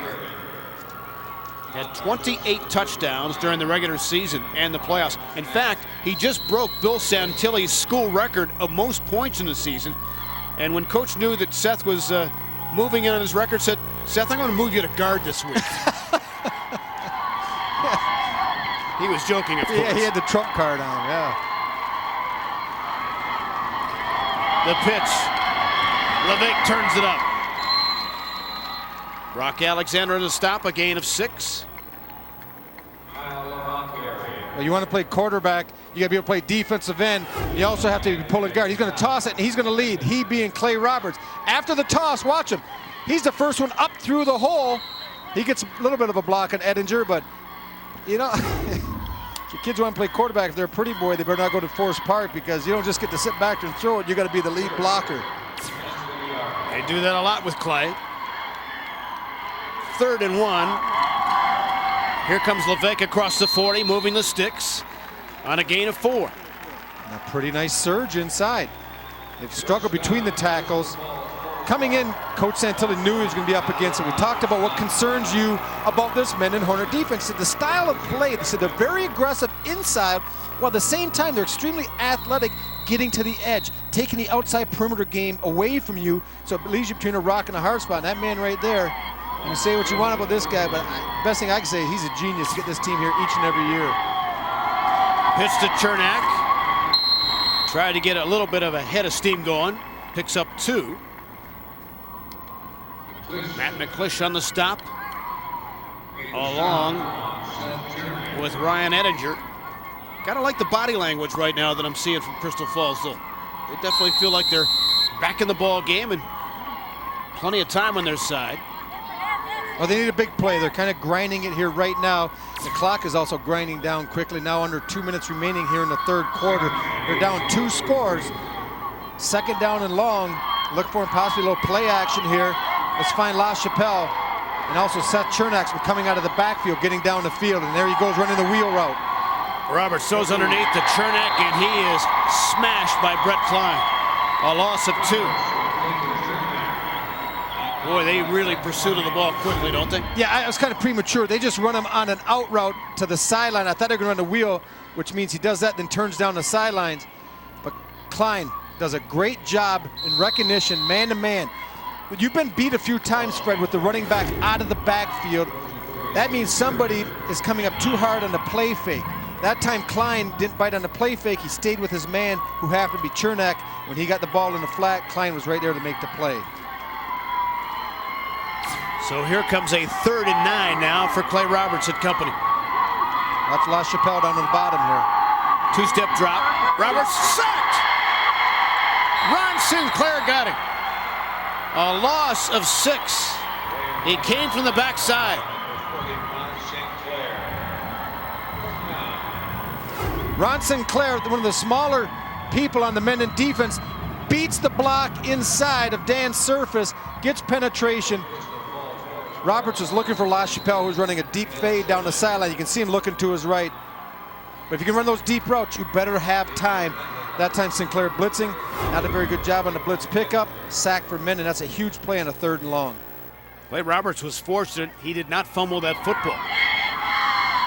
So now Scholander will kick it on the punt. Edinger and Maurer back to retrieve this punt.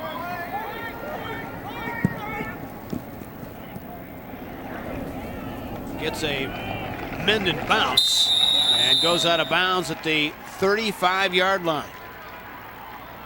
Just 5 seconds left to play here in quarter number 3.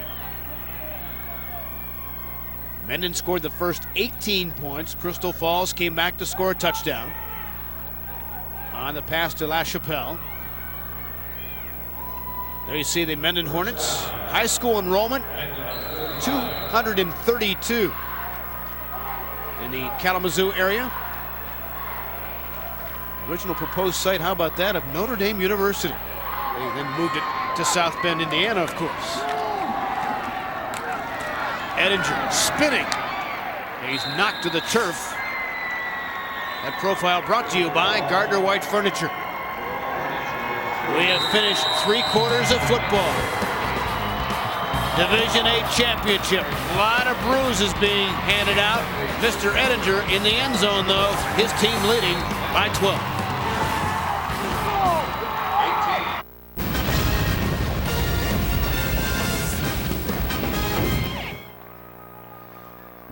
Well, Crystal Falls Forest Park, their band finding themselves in a predicament here, down 18-6 to Mendon. And John Schwartz now 12 minutes away from another possible state football championship. Hornets have the football at their own 41-yard line. They don't want to be too conservative here, do they? No, but you don't want to try to get away from what you do well. What Mendon does well is they run the football. So I wouldn't say that if he starts pounding a little bit that he's trying to go into a shell. It's just trying to do what they do well. 2nd and 3. Here comes Edinger. Picked up a yard. Nick McCarthy, we've called his name a lot, makes the stop. Brings up a big 3rd down and 2 as we just start the 4th quarter. Still 12 minutes remaining. Enough time. Let's remember, these are teams that they have some big play, quick strike capability, Fred, but against a team that's equal it's tough. We saw some of it happen early on in the 3rd quarter, but you're going to need some time if you're the Trojans right now to be able to march the ball down the field. 3rd down conversions, Mendon 3 of 9 so far. Ball given off to Edinger. A pickup of 1, but short of the 1st down marker.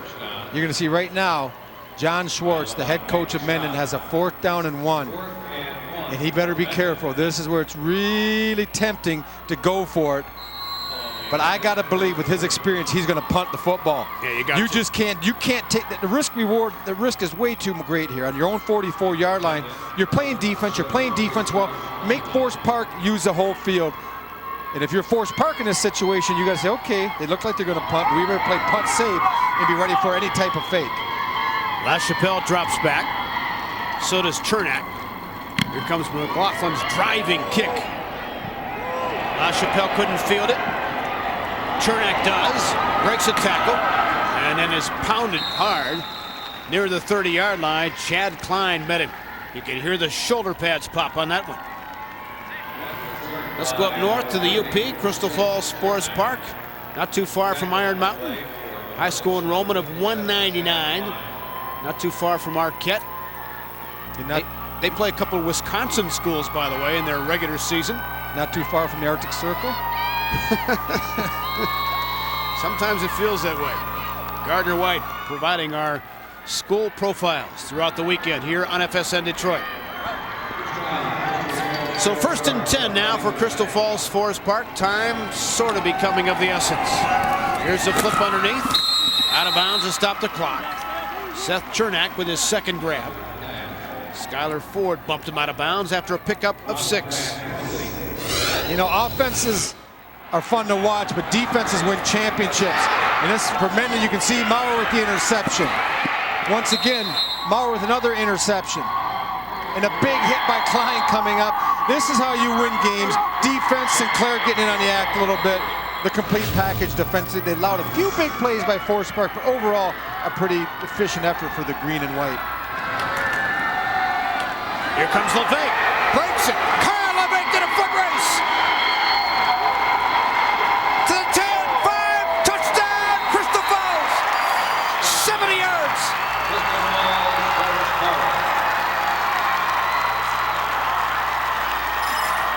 That's the play the Trojans have been awaiting on the ground. They did it all season long, and Kyle LeVake with his 14th touchdown of the year. It's just a good block. Big Harrison, number 68, gets inside. He gets a little bit of help from number 55 that time, Smith, and they just pound it up in there. They take it the distance. LeVake showing good speed. Look, for a while he's going to get walked down. Kyle is only a sophomore. And the point after is through. And it's an important point by Kalik Scholander, because now it's just a 5-point football game. Get ready to strap it on.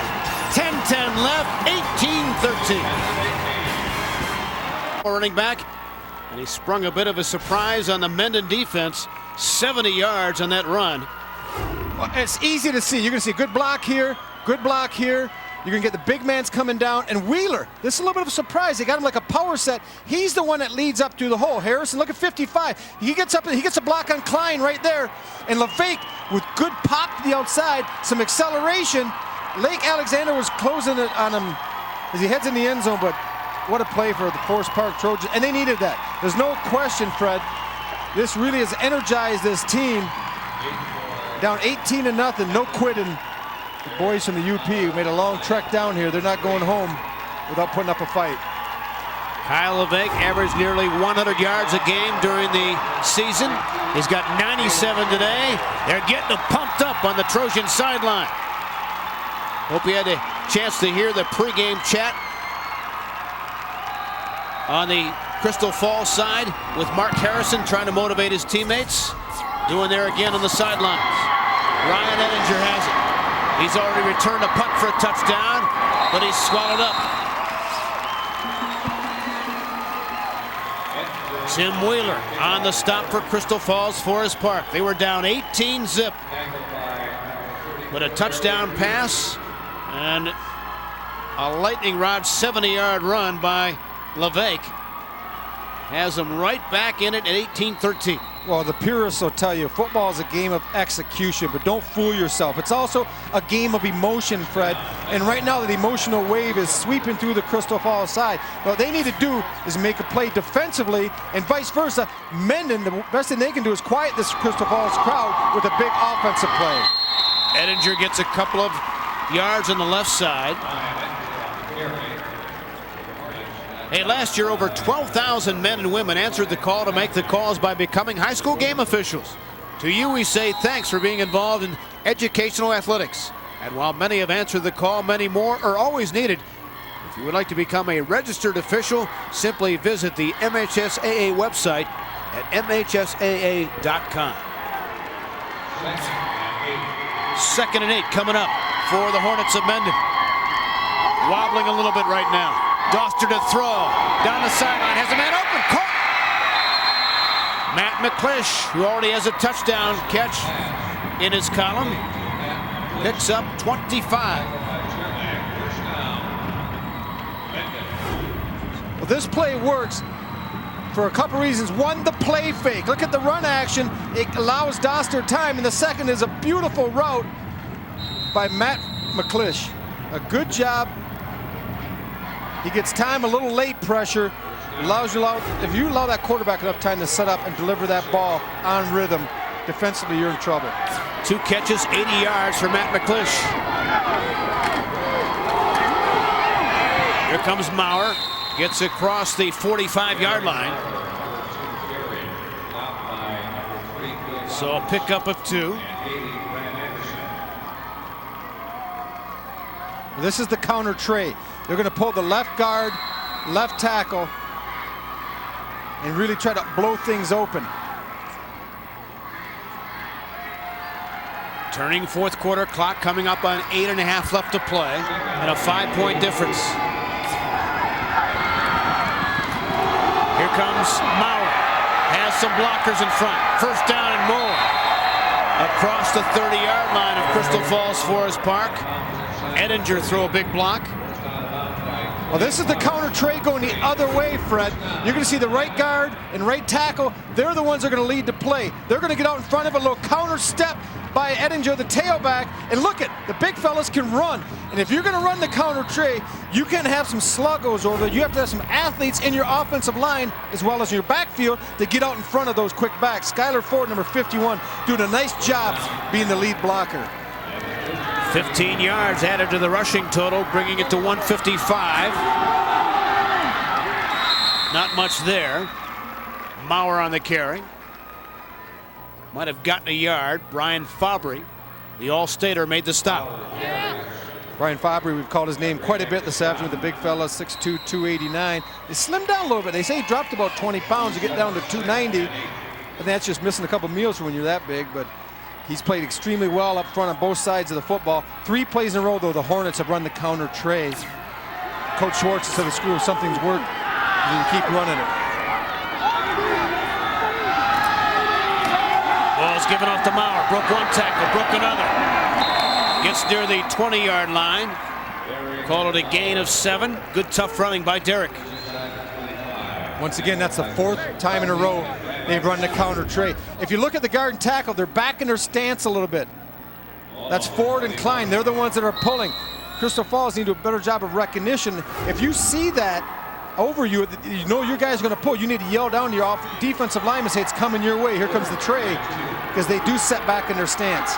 3rd down and 2 for the Hornets. Edinger trying to pick his way. Picked up a tough yard. So it's going to bring up 4th down now for Mendon. They'll need a full yard. Under 7 minutes and counting, trailing by 5 points. This is a key play for both teams. Mendon needs to pick up the first down and take some more time off the clock, even if they can't finish this drive and get points, Fred. If they can pick up the first down, it's going to take 2 or 3 more minutes and really put the Trojans behind the 8 ball, trying to go 90 yards for the winning score. Mendon 1 of 2 in converting 4th downs. Big play. Flag flies. It might be an offside on Forest Park. And what a great call. What I love about that, not only the hard count. Dead ball. Encroachment on the defense. First down. But the way they attack the line of scrimmage, they come out of the huddle like they're in a hurry up. They run to the ball like they're going to quick snap you. They come flying out of the huddle like they're going to quick snap, and he goes on the hard count. And he draws them off inside. I don't want to get a number in there, because you hate to point out that's a huge play, but discipline and coaching on that time by Mendon really paid off. Here comes Maurer. Tripped up. Picked up a yard. Fabry again on the stop. More importantly for Mendon, this clock continues to turn. It'll be under 6 minutes before they snap the next call. Just 5 points separating these two teams in the Division VIII championship game.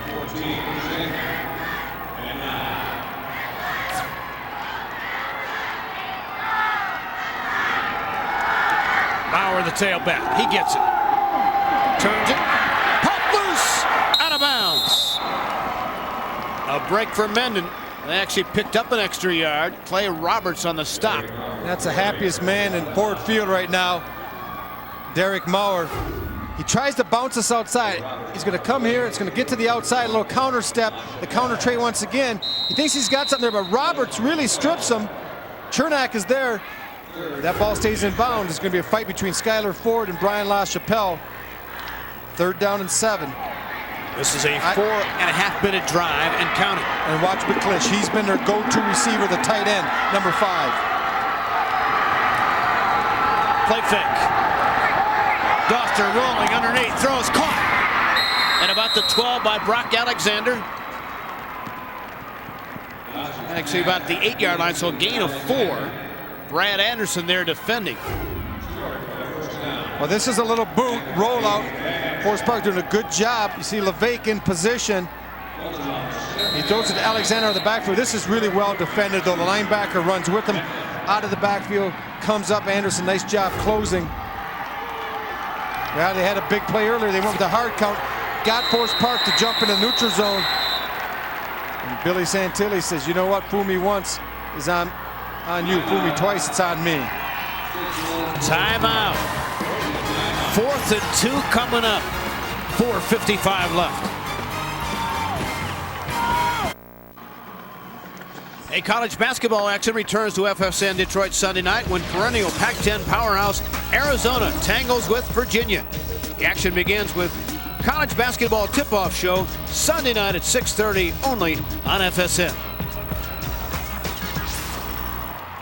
Here we have high school football, Division VIII championship game.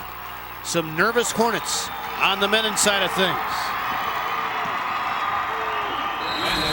Ball at the 7. 4th and 2. How badly can the Trojans taste a stop here?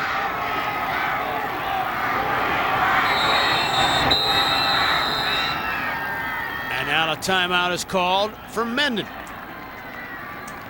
Kind of a big play, huh? A little chess match going on between the head coaches.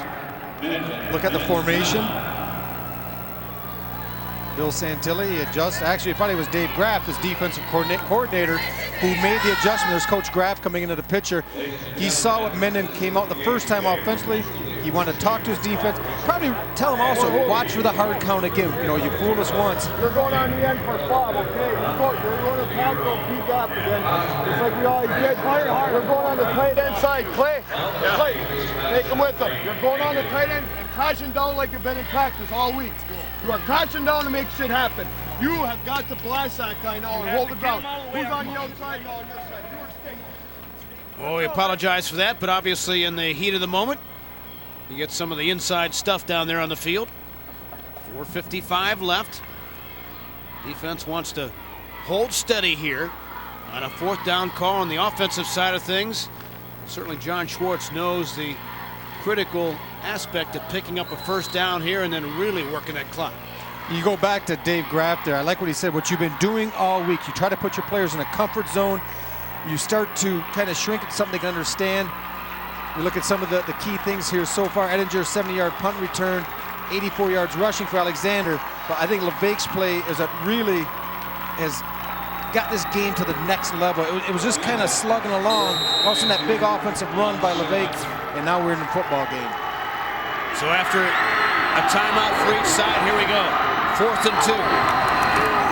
The toss. Touchdown, McClish!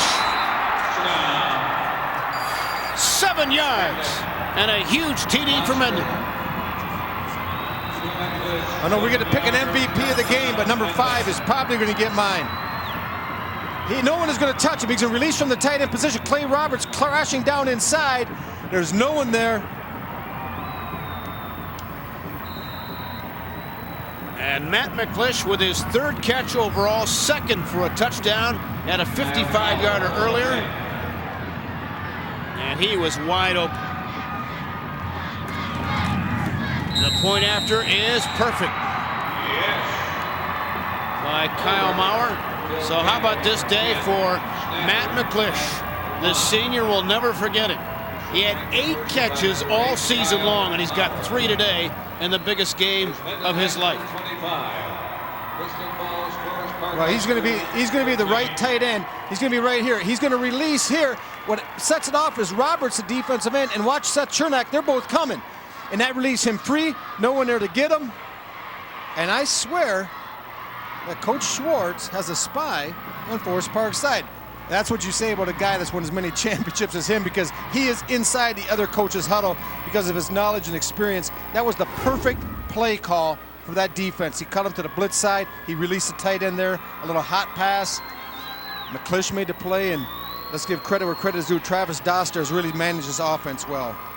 Well, he'll never get an easier pass to catch than that one, that's for sure. 25-13 lead. Well, Doster's showing that he can deliver the deep ball with his counterpart, Matt McClish. He's able to get the grab and get it into the end zone for 1 touchdown. And once again, a little bit easier on the second one, Fred. Slightly. McClish with the 3 catches, half of Doster's 6 completions. Travis 6 of 12 throwing for 112, so McClish with a huge day. And Travis has had 2 passes picked off, but 2 in the end zone for scores. And as a result, Mendon now leading by 12 with just 4:51 left.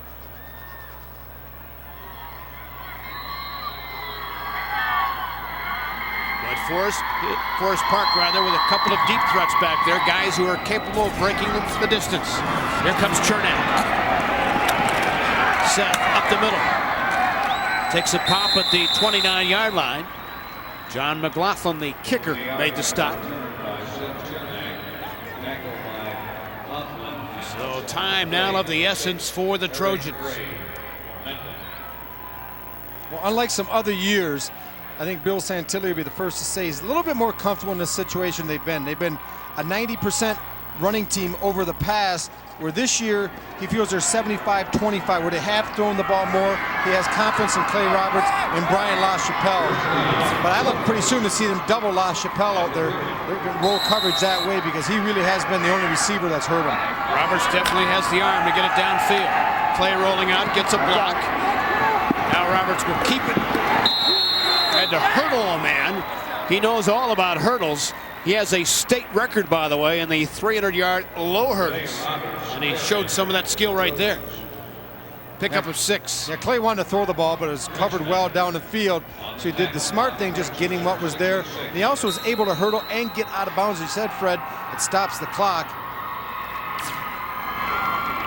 So 2nd and 4. Clock now ticking towards 4 minutes to play. Roberts' numbers 7 of 14.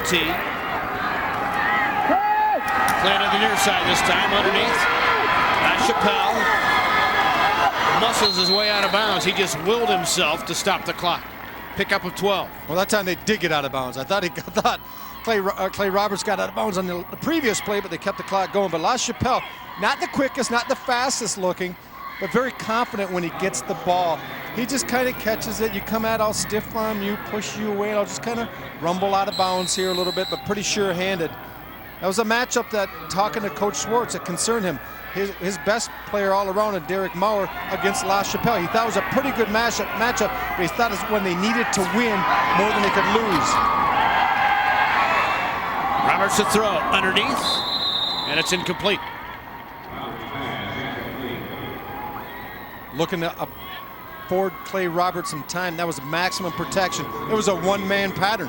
They had double tight ends, 2 backs. No one went out on the pass except for number 33, Brian LaChapelle. And that's okay if he's open, but if he's not, you have no outlet. Mentioned that Brian's dad played on the 75 championship team. He was a teammate of head coach Bill Santilli. One of 4 players whose dads went on to play, or I should say whose dads did play prior with the Trojans. So some family history here. Roberts running out of time. Gets it off. Is it grounding? I think so. In the NFL, you would call that in the grasp. Ron Sinclair had him, but intentional grounding will cost the Trojans important yards. Yeah, and a loss of down, I believe. Yep. Roberts trying to make something happen. Good McLaughlin coming to the outside. There's Sinclair getting pressure. Clay knows he's in dire straits at this point in time. He just throws out hoping he has someone in the flat. You get disoriented as a quarterback. You get starting to spin around a little bit. You're not sure where you are. You're just trying to throw it out. On the offense, loss of down. It's third down. So it'll bring up a third down and 15 for the Trojans. Well, if you know a play right now, they can pick up 3rd and 15 against this defense. I think you should email Bill Santilli quick and tell him. Yeah, he'd probably give you a few bucks for it because this is a tough call. Santilli at fordfield.com. There we go, Roberts to throw. A lot of room going back. Underneath, it's well covered by 3 white shirts. Nothing doing, Seth Chernak. No gain on the play, maybe even a loss of a yard. Yeah, and they're trying to set up a screen at Chernak. It looked like out in the flat, and I think Forest Park's going to use their second timeout. But there was no lineman. It was like a screen with no offensive lineman. Now, whether or not they couldn't get out in time, I'm not sure. But the play looked doomed from the beginning, setting up a big 4th down and 15, and Bill Santilli and Coach Graff have no choice right now but to go for it with only 3:26 remaining and trailing by 2 scores.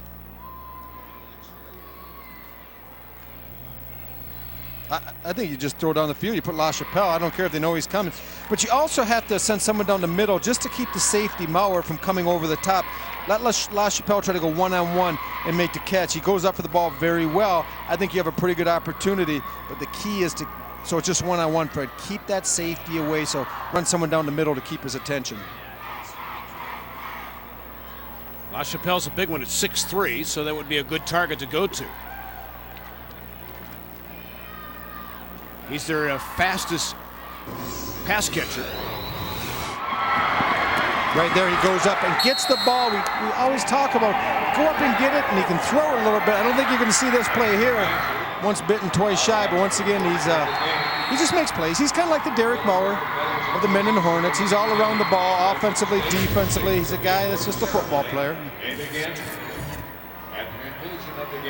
Forest Park only 1 timeout remaining, Fred, so even if they get this score here, they're going to be looking probably to get the onside kick and try to get the ball back. It's difficult. I mean, with 3:26 at any level, it's hard to get 2 scores, let alone the Division 8 in high school. But it can certainly happen with the explosive weapons that Bill Santilli has. They need to get to the 43-yard line of Mendon. Play fake Roberts. A lot of time going downfield. Double covered, triple covered, incomplete. Mendon will take over. Seth Chernak, the intended receiver. I'm not sure how much play action is going to work on 4th and 15 if the defensive line is going to bite on it, but they come out with a little play action pass and just throw it up for grabs. That's all you can do in that situation. I do not blame that young man one bit whatsoever. He's played gallantly today, as all of the Trojans have, as well as the guys in the green and white have really had a very competitive game. A great way to start the weekend off, Fred, with this matchup of 2 perennial Titans in the Division 8. 7 more games to follow in FSN Detroit, including the Division 2 affair coming up in a little more than a half hour. John Keating standing by for that one. Ball given off to Ettinger.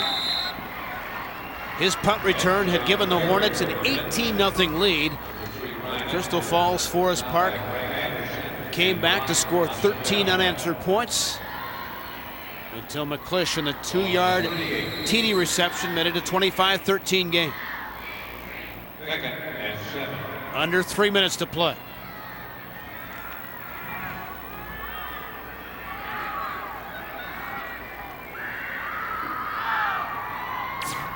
Second down and 7. Ball given off to Ettinger, pops it to the outside. Still stays on his feet, met head on by Fabry, who punished him. That's a 280-pounder, meeting a 175-pounder. But look at the intelligence of Ettinger on this play. You got to like it. The guy is always in the football game. As he's going down the sidelines, he's trying to work back to the field. He doesn't want to go out of bounds. And that's just football sense by a football player, and you got to like his complete game.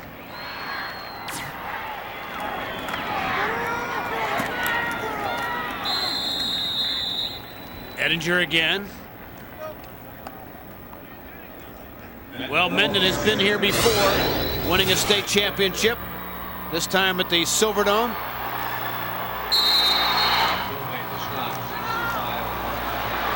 There's Jared Dell right there. I was talking to Coach Schwartz. Jared Dell, I said, is he still playing? I thought he was in high school about 9 years. Number 23, one of the great running backs come out of Mendon. They've had a lot of outstanding football players, but the most amazing thing is they've never had a Division I scholarship player come from their high school. And to me, that is amazing with all the good football players that have come through there. It tells you it's all about team, doesn't it? There goes Ettinger to the outside. Staying in bounds. Forest Park has fought the good fight, coming up a little bit short. This is a solid football team. Under a minute and a half to play. Back-to-back years for Crystal Falls Forest Park to the championship game. Not many schools can lay claim to that. But a little solace right now to the Trojans as Mendon working the clock for the final 60 seconds here. That's Ettinger. Close to a first down. In fact, it is. With 57 ticks left. It was a tough road to hoe. This is what they're playing for, of course, the Division 8 championship trophy and the runner-up hardware.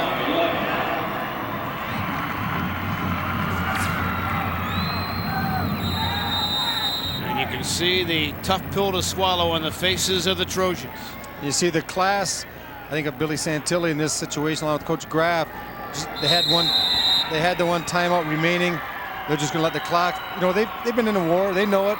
And a better team today won. And he's going to go over there and shake Coach Schwartz's hand. Look at Coach Schwartz, and he knows he's been in the game. He talked about, you know, playing teams that were tough throughout the playoffs. At Schoolcraft was extremely tough, a team in their own league.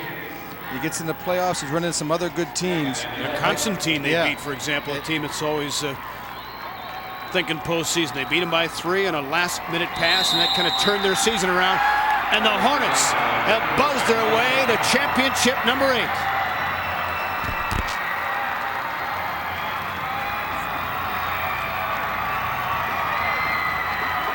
They wind up winning the final 13 games of the season after opening the campaign with a loss to Gobles. And John Schwartz celebrates his 7th state football title.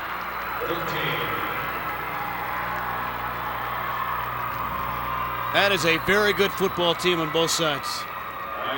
So I was just, you know, off the air, I was telling my brother, that's a really good football team down in the black, and that's an extremely good football team in the green and white.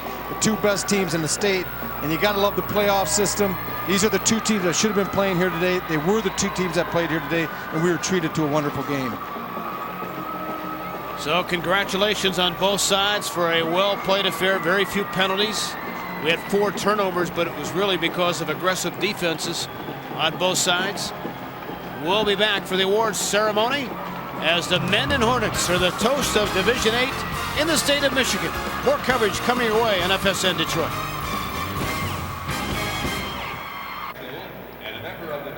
Well, Mendon, perhaps as a football community, is used to winning these championship trophies, but to the coaches, they never get old, and certainly to these young men. In this class of 2006 graduating class, a lifetime memory etched here on the field in downtown Detroit. Right now, the Trojans getting the runner-up trophy to take back to the UP. On an outstanding season.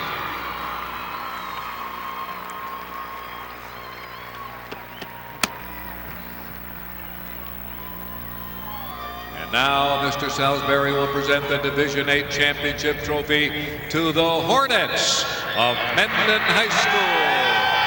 accepting the championship trophy, Coach John Schwartz. Go get that, Coach. Go get that hardware, baby. Congratulations. Great season. Thank you. Congratulations to the Hornets of Mendon High School, the 2005 Division VIII football champions.